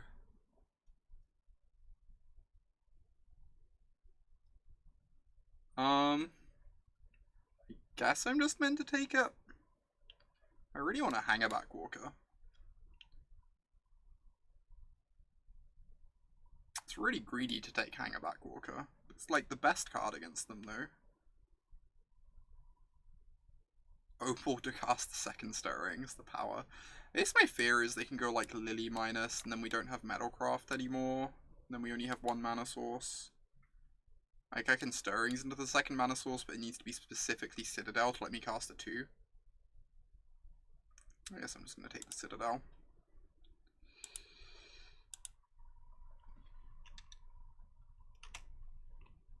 Alright, obviously this game would have been easier if I'd not misclicked. I'm not gonna deny that. I think we're doing fine though. Like, Lily minus would be annoying. Or they could just play a Bob, and that's fine. Jarvis, thank you for that nice quantity of bits. Appreciate you.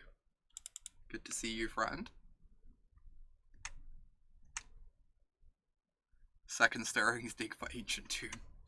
The power. Ooh.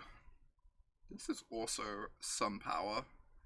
I don't really want to play the Throne of Geth here. I kind of want to Stirrings.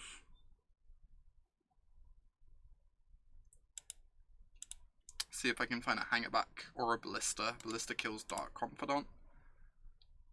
That seems really nice.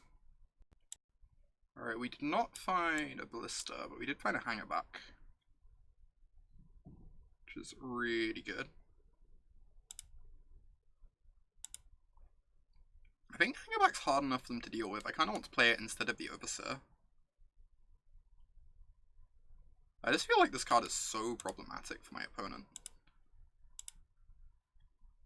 That, getting it down seems kind of appealing.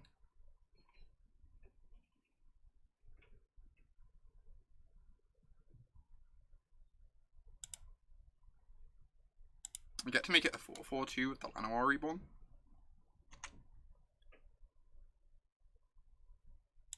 Like, how do they deal with this? It allows me to start attacking with a worker. I mean, they could Fatal Push this, and then they get a free block, but then I get a big Fopter. The apt stream title. There are a lot of 1/1s. I think I'm going to attack. If they Fatal Push the Hangarback, I get a 3/3 in the air. Which is just like a really fast clock.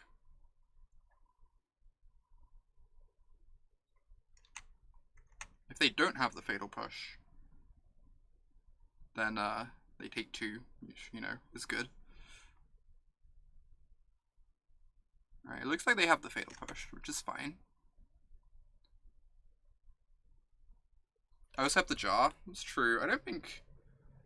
Oh yeah, so I can... If I sack the Jar, it still grows the Goyf though. But then I get to put counters on my Hangarback and make this even bigger. Jeez. That's kind of worth it, right? I get 3 counters. How do they ever beat a 7/7 Hangarback, other than, like, having Kalatas in their deck? This has to just be good, right?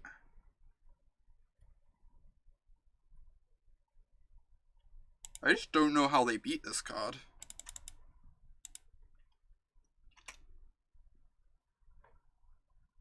Just, like, have a 7/7 Hangarback Walker.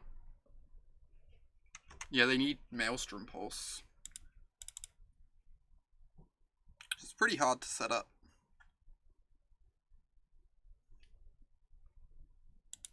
Tracking tirelessly. Which decks am I considering for the MC?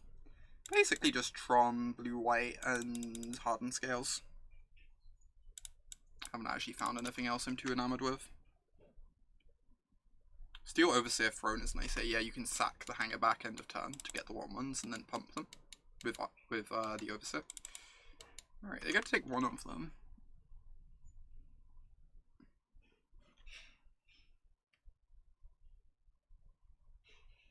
Which is fine.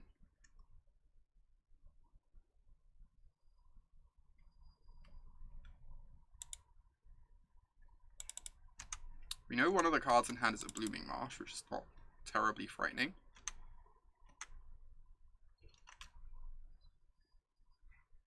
Let's see what we find off this. Ancient Stirrings.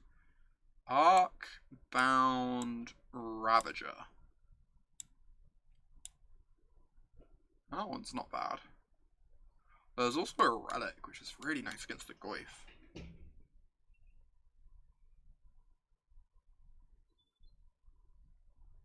Huh. Can, like, hit them for 7, Relic the Goyf so they're not pressuring me anymore.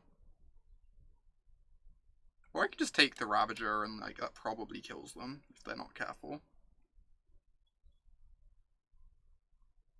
Ravager is lethal next turn if they have no interaction. I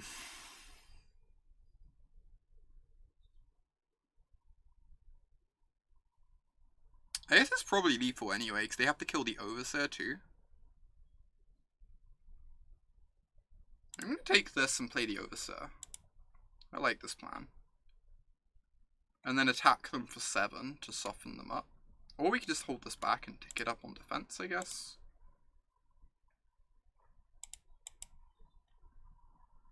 Or maybe I could have killed them with Ravager.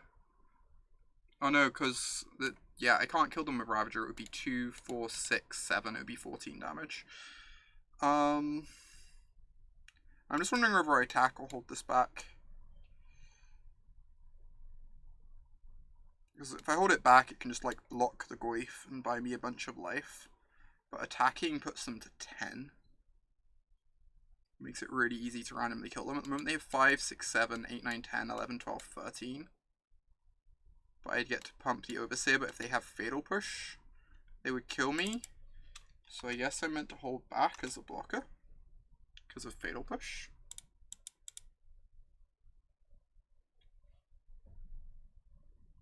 Spellbomb is not scary. Doesn't really do anything here. Yeah, they see 2 cards next turn. Yeah, for sure. Definitely just like holding back, keeping our life total high. We're going to kill in like fairly large chunks, right?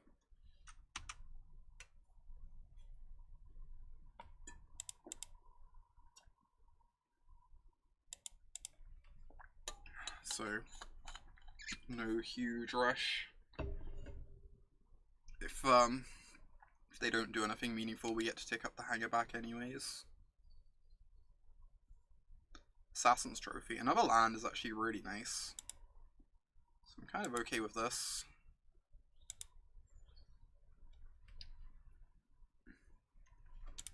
I get to tick up my Hangarback.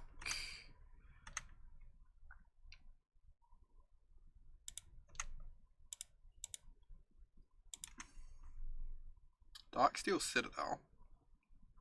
So if I play Ravager, they have to chump Hangarback, I guess.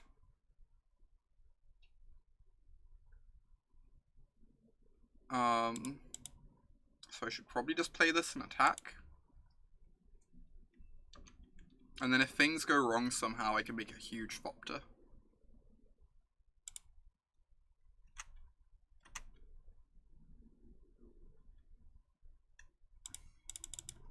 This seems decent. Just swing for 9, force them to chump. They get to swing back for so much, though.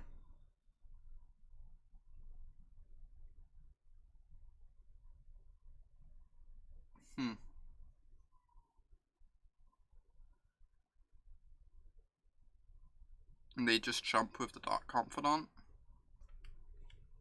I guess I'm just not meant to swing. And then I can make a bunch of Fopters on there instead. Alright. Am I taking part in the War of the Spark streamer event next Wednesday? Ooh, that is a good question. I was wondering about that. Because I really want to, but I'm also aware that's the day Cass arrives in London.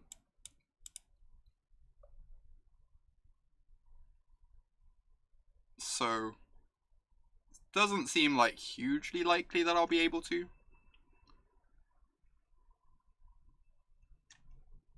Alright, Liliana. Have they played their land for turn? They played a Blooming Marsh. So I just get to make like super lethal Fopters now, right? Because I know they can't Maelstrom Pulse me.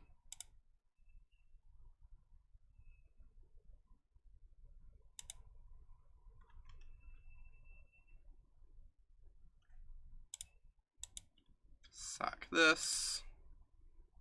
Because they've given me a sack outlet for my Hangarback.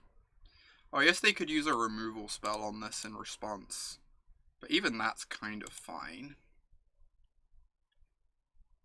That would still leave me with lethal Fopters.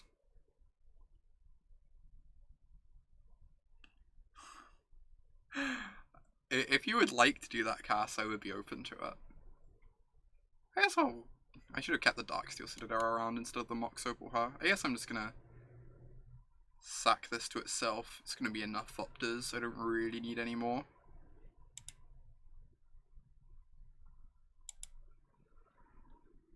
So if they have the removal spell, we still get 12 power of flyers due to Pendelhaven. So this is actually fine. They need like another fatal push to make this bad for us. Oh, I love the promo Ravager art. Oh wait, no, we have to sack a Opter. The promo Ravager art is so good. I really like it.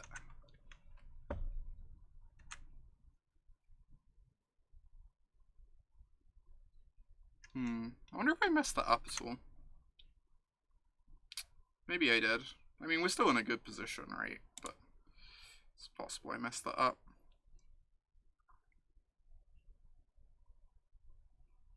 You might just nap in my bed for half of it. That is also acceptable. Just do something like this.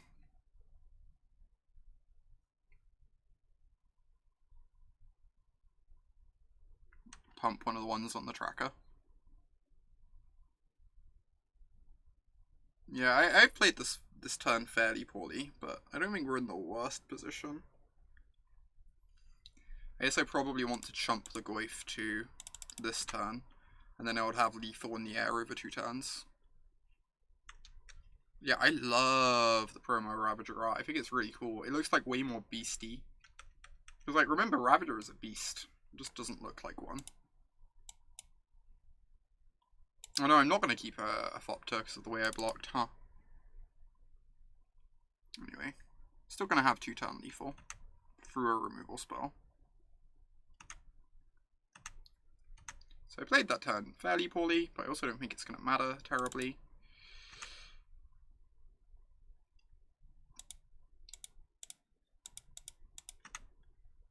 I even have an Inkmoth to block with.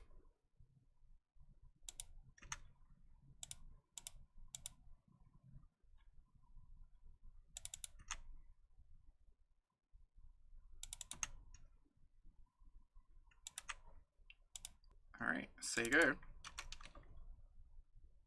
Yeah, they need a Maelstrom Pulse. If they have Maelstrom Pulse, we lose. They need that one specific card. Scavenging Ooze could be good enough. It's close.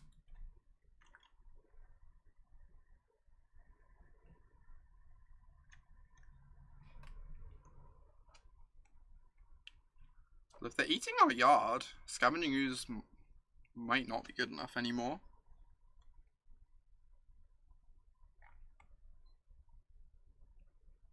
Yeah. Ah. That's a good plan for the day, Cass. I like that plan. I'm into that plan. Yeah, they need a green source with the Ooze. Oh no, they wouldn't. With the True Top. But now they can only gain 2. They need Pulse. If they have Pulse, they win this. Which could maybe have been avoided if I played slightly differently. I played this game very aggressively.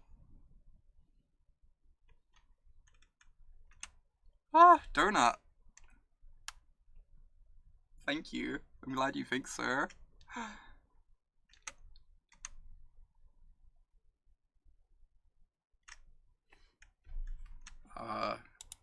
I take 5, I guess. I don't really see how I lose this. I guess they're just like eating into my clock a bit, right? Makes sense.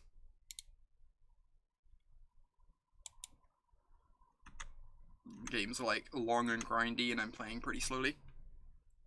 It's not like we timed out with this deck yesterday or anything. Alright.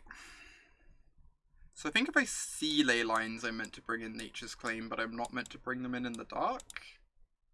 Is my suspicion. Dismember seems pretty good. Answers like Goyfs, answers Kalatas if they have it. Answers Scavenging Ooze. I'm also honestly wondering about Pithing Needle against Lily Last Hope, but weird flex, but okay. We did in fact manage to time out yesterday. You know. skillful on our part. ...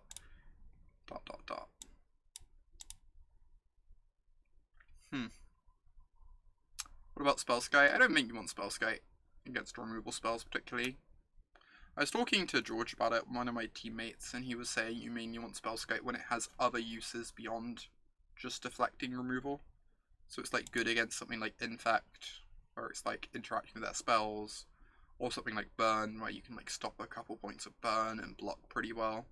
But that like when it's just redirecting removal, you'd rather just be more threat dense instead. Which made a lot of sense to me.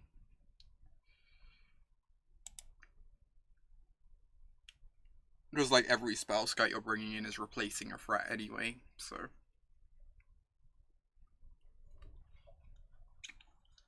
I guess it could replace an Arcbound Worker, since that's like a pretty unimpressive threat, but it's also like a part of the engine in its own way.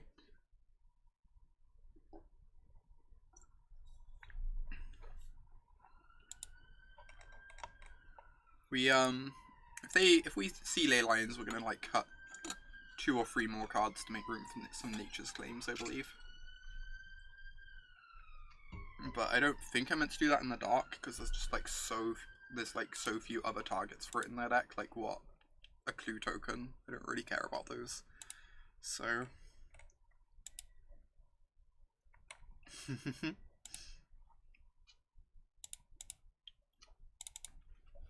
Well, this set is decent. We have the animation module. Oh yeah, we have, Oh, will I play the land with Proliferate? I can't remember how much that costs to activate.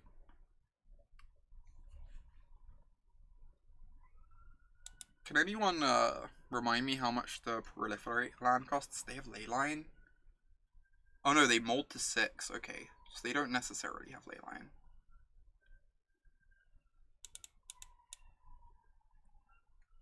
Four is a lot. I could see a copy being good though. It's a very powerful effect in this deck. No Leyline. Oh yeah, we get to go turn 1 animation module Hardened Scales. Which is like a pretty foolish turn 1. And then turn 2 Hangarback Walker, make a 1/1. This is a really nonsense hand, honestly. It's kind of messed up.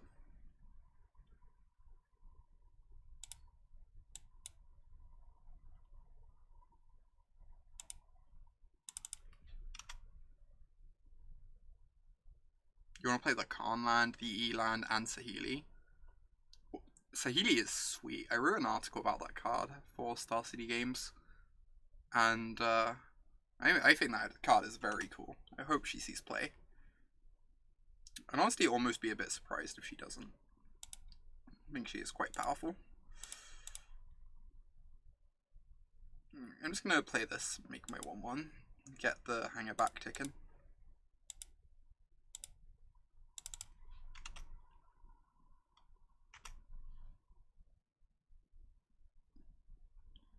Yeah, that makes sense, Ellipses. Ugh. Gross. Engineered explosives, brutal. You get the stirrings at least. Get the Steel Overseer, which is a nice one. Kind of want to hide this Phyrexia's core, but I also might want to sack the Canopy next turn. So I guess I just play this out. I'm just going to tick this up now. Whilst they can't kill it in response. Ooh, thank you for the new command, Alesha.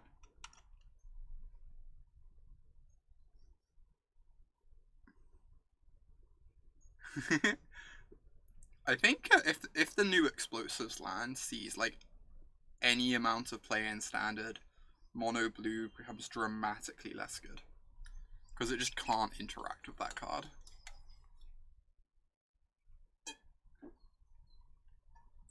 Like, that card just kills all your 1-drops, it kills your Curious Obsessions, and you can do nothing about it. Seems really problematic.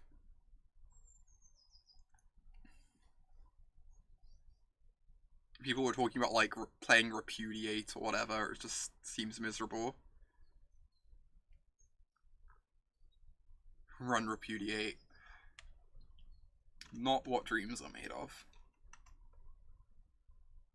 Alright, they get to kill that, pump up the scoos. Got a nice Hangarback run here though. Yeah, there is a Stifle, but I'm not sure I want to play that card. It's like kind of expensive for the effect. Not... Doesn't seem like it has that many homes. Ooh, they killed the Hangarback. Brutal. So let's go ahead and sack the Canopy. The Canopy's looking really good this game. Of note. I could get in a point of Infect. Or I can hold up Phyrexia's Core to fight against Maelstrom Pulse. I think I'd rather just get the point of Infect in.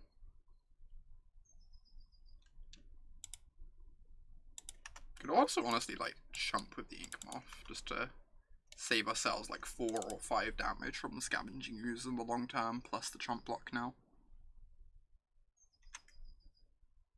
Oh dear god. That is a 6/7. Guess we're pretty good at chump blocking it, but do need to find something.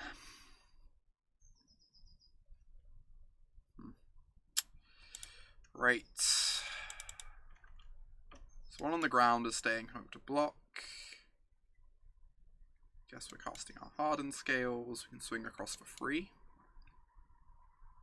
We even get to sack a token on blocks to gain a life. It's like not nothing.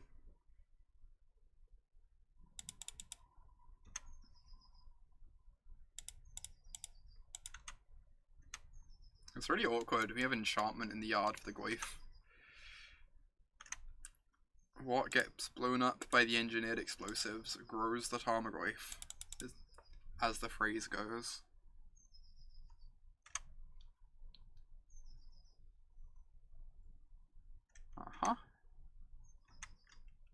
They did just shrink the Goyf of note. Now there's no creatures in the yard.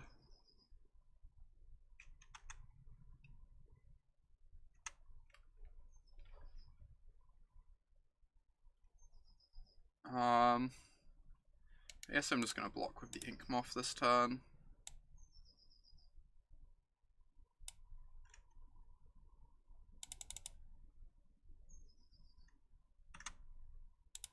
And then we can pump it, shrink the Goyf as much as possible.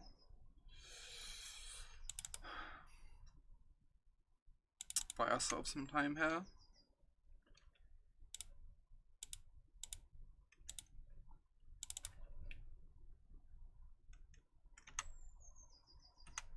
Alright. Next turn we get to block the servo, sack it to gain a life. Oh, hey there, Ravager. How are you doing? How is it going, friend?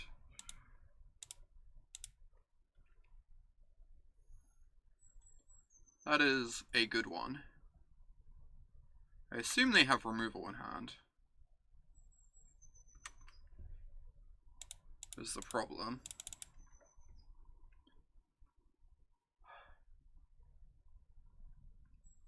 I also don't feel terribly forced to go for anything at the moment. I get to like block with the servo and sack it, and maybe even like sack a Thopter to grow the Ravager. Yeah, I think I can just attack with the Thopters. Leave everything else home.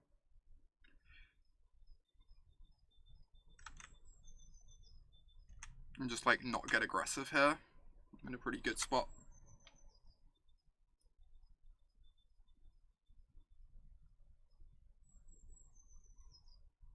Yeah, it would be lethal. So would a Thopter though. The Ravager would be 2, 4, 6, 8, 10, 12. We'd make a 14-point Thopter. Killing a Ravager. Alright. I guess I should have tapped the Mox Opal to cast it. Alright, sack the Citadel. For sure. I believe I sack the Mobile too. Makes this a 6/6. Put 7 counters on one of these.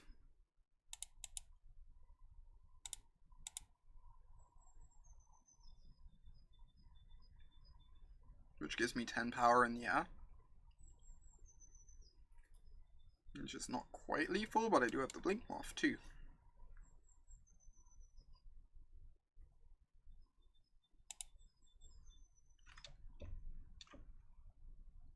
I guess that would expose me to Field of Ruin. I could just make a huge Thopter and hope they don't have another removal spell. I think I need to make a Goyf blocker. I was planning on blocking with Servo and sacking it to the core. I guess this is going to put a creature in my yard. So Goyf's then at 4/5 again. Thing is, if they have removal for like the lethal creature in the air, then they'd have removal for like the blocker on the ground. I guess it's part of my worry.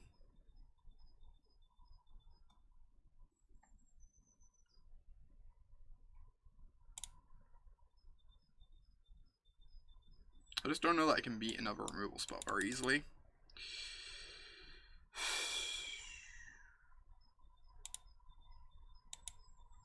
They also have a card in hand they haven't cast. I guess it could just be like a Thoughtseize. Leyline of the Void. This makes it 8, dubs 9 counters, and then we have lethal around Field of Ruin. I'm just going to do this. I think another removal spell is going to be hard to beat regardless. If that's what they have. And this beats like most other things. I guess they can gain a life with the Skoos. Blinkmoth gets around that though. And that shrinks the Goyf as well.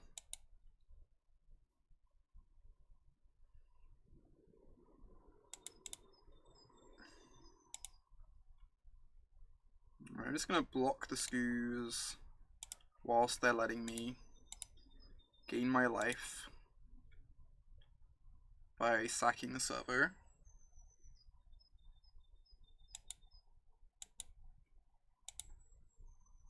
Yeah, if we drawed like Hangarback Walkers from here, I guess we'd be able to get out of it even for a removal spell. But I kind of just like forcing them to have an answer. Alright, here comes my Ravager. Is it worth the 1 damage to expose myself to a removal spell? Or do I play it patient? Also just animate this, put 3 counters on it, put them on a 3-turn clock. Which is really aggressive against the Field of Ruin deck. But like, races a creature? I guess it doesn't... Yeah, it races Tarmogoyf. I'm kind of interested in just trying to race a follow-up Tarmogoyf, honestly. I think trying to beat Tarmogoyf is worth a lot.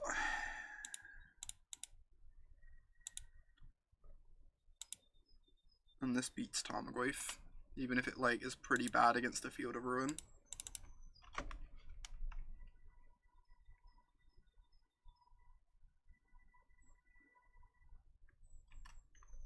It gains life, that's really hacking good. Jesus.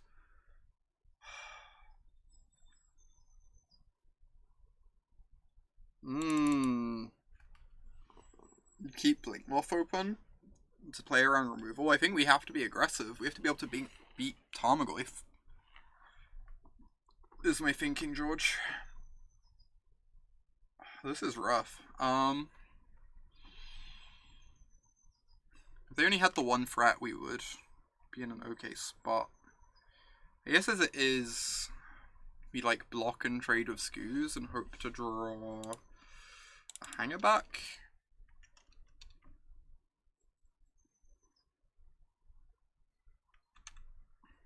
God damn. Alright, they Field of Ruin us, and then we die. We can sack it, but then they just eat something from the yard to have lethal. My game was close, even through like multiple fatal pushes and a damnation. We kind of flooded quite a bit too. Didn't see Leyline, so I'm not going to have Nature's Claim in my deck. This is for the 4-1, I believe. We're on the play. It's a good matchup. I guess not only was their draw pretty strong, they only had 4 lands all game long, which is like the perfect number. So it lets them cast Damnation and double spell. But it means like they aren't flooding. And the game was still super, super close. We had like multiple turns where we were putting them like lethal next turn if they don't have the answer.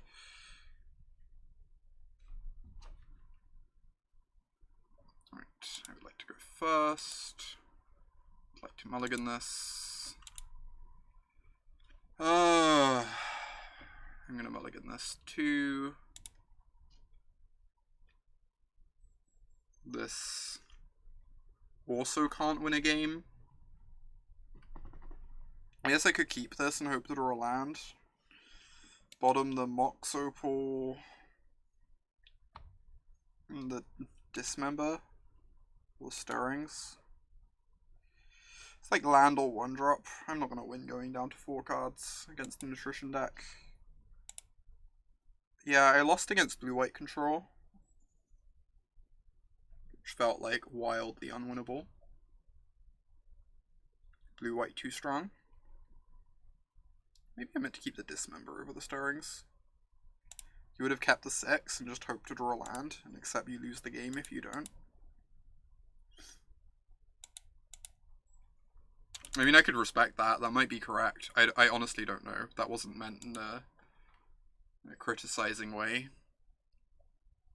Like, it did have Hardened Scales, which is the best card in the deck, so I could respect that being correct.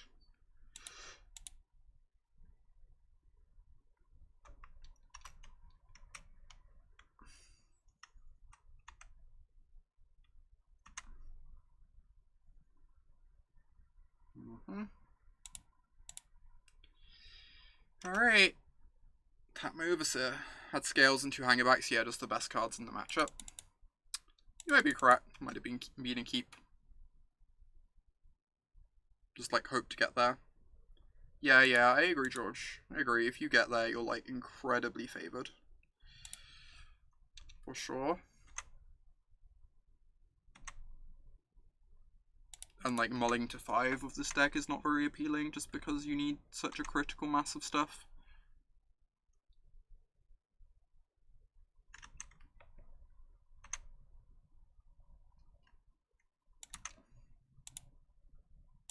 Alright, Sego.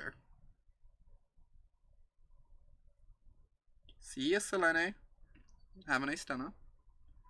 Yeah. Goodbye, Inkmoth Nexus. It was nice to know you.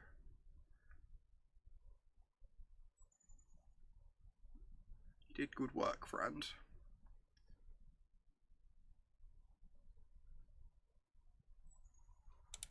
That works too, I suppose.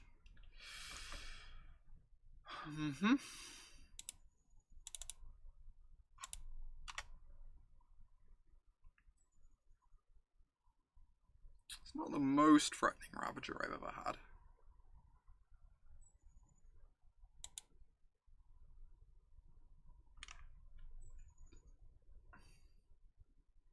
Kalitas. Let's get that one out of there. I guess I could wait to untap, but then I could draw Ancient Stirrings into 2-drop and I don't get to play it, so that seems pretty bad. A Hangarback Walker. Okay. I'm actually doing something here. Somehow. Hangarback Walker is the best card in the matchup. I get to start growing it.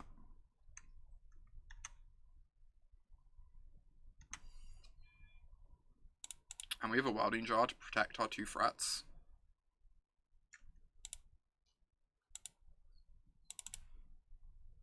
Pretty decent.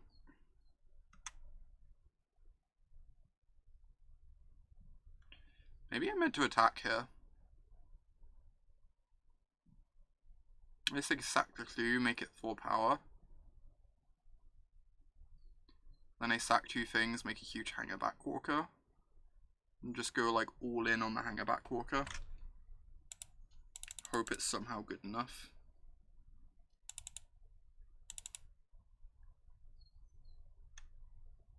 Hope that their hand's a bit weak. If they just like take the hit, then that's also like fine. I think if they go for this trade, I'm kind of into it. I've got the Welding Jar to protect the Hangarback, and I get to like grow it a bunch.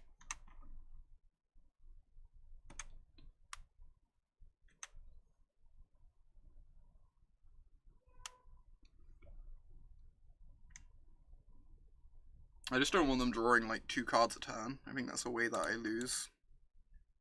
This is a really like egregiously aggressive line, but I kind of like it.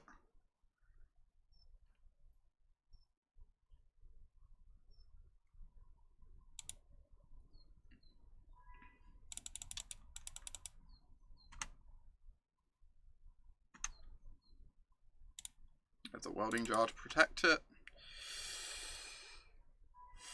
Just have like a 5/5 swinging in every turn now, what they can't reasonably edict.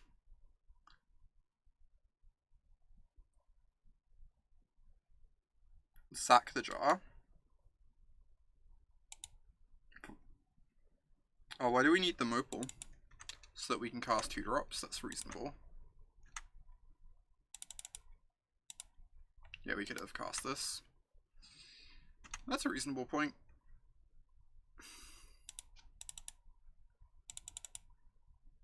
It's not clear this is better than putting a counter on this. But I think I'd rather put a counter on this on turns where I'm like clearly blocking something. Yes, they could swing with the treetop, but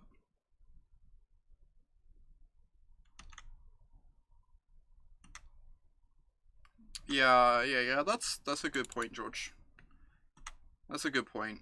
I should probably have sacked the jar and kept my Opal around. I agree with your assessment of things. Alright, they don't have anything. Hey, friend. That's interesting. Now that means I can't take up Hangarback Walker and play this in the same turn. I kind of need a 6/6 to make it a 2-turn clock anyway. You like just attacking this turn? I kind of like attacking.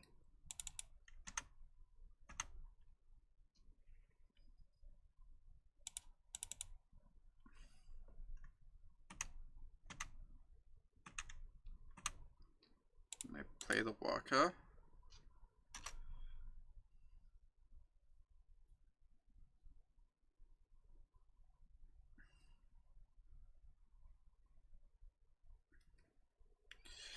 This is a tough game. The old Multi-5. Yeah, that's a Trampler. Swinging in.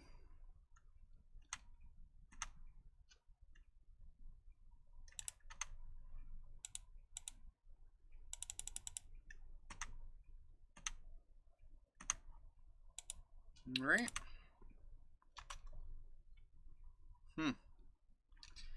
So this isn't actually lethal this turn, so I could just hold it back and tick it up once and then attack next turn. I don't want to expose my land to their Fulminator.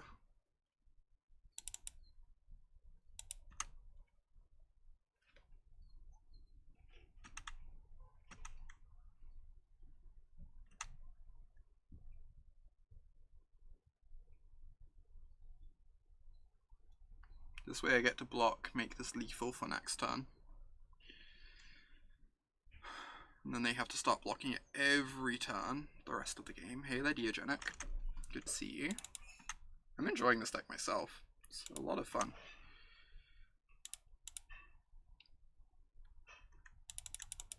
Oh, this can even sack the Hangarback potentially. Or sack a token to protect us from Maelstrom Pulse. Alright, let's swing.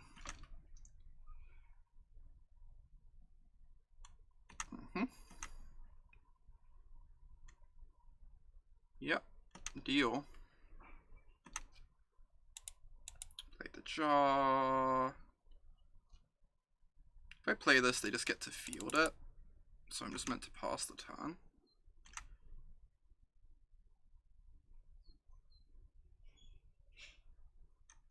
Deal. 28 seconds.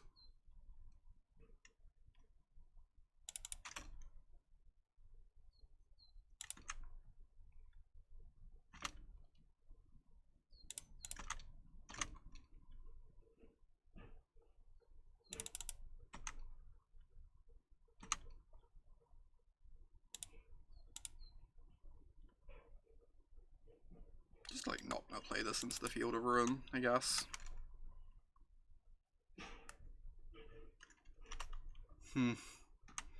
Heckin' nice.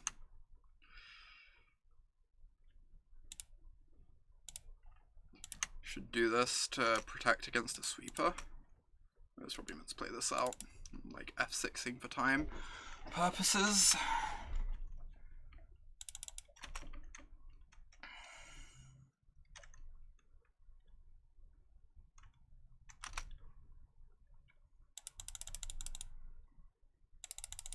Oh my god, we're actually gonna die. Because of the stupid Field of Ruins. That's a sad way to die. We would have won that game though. Which is what matters. I don't really care about for winning the league. I just care about knowing I'd win. It's like the second match I've timed out with because I'm not playing fast enough. But whatever. The dirtbag time play. I mean, it's part of Modo. It's like whatever. I don't care. Opponents well within their rights to do that. Could I have played the core to sack Hangarback end of turn? Then they can go for the field in my end step and force me to use the core then, which I wouldn't want to do because that exposes me to Maelstrom Pulse for no good reason, and Damnation. We should have been playing faster, I guess. I don't really care that much, but we should have been. You're correct. Shrug. All I really care about is finding out if the deck's good and learning to play it. But yes, I should have just probably been F6ing more that game. I was definitely playing quite slowly. Autumn timing out is a part of the game, exactly. You just accept it when you sign up for games of Magic. I'm really iffy on this Pithing Needle. But I know people have been playing Khan, which like would help with the blue-white matchup, but I'm not sure it would help with the blue-white matchup enough. The Throne of Geth has looked pretty unexciting every single game. I still don't really want to make changes. I still feel like I'm learning, but I'm definitely unexcited by these two slots. I imagine often casts. That sounds like a very likely occurrence. Although it will be an arena where you can't actually time out, so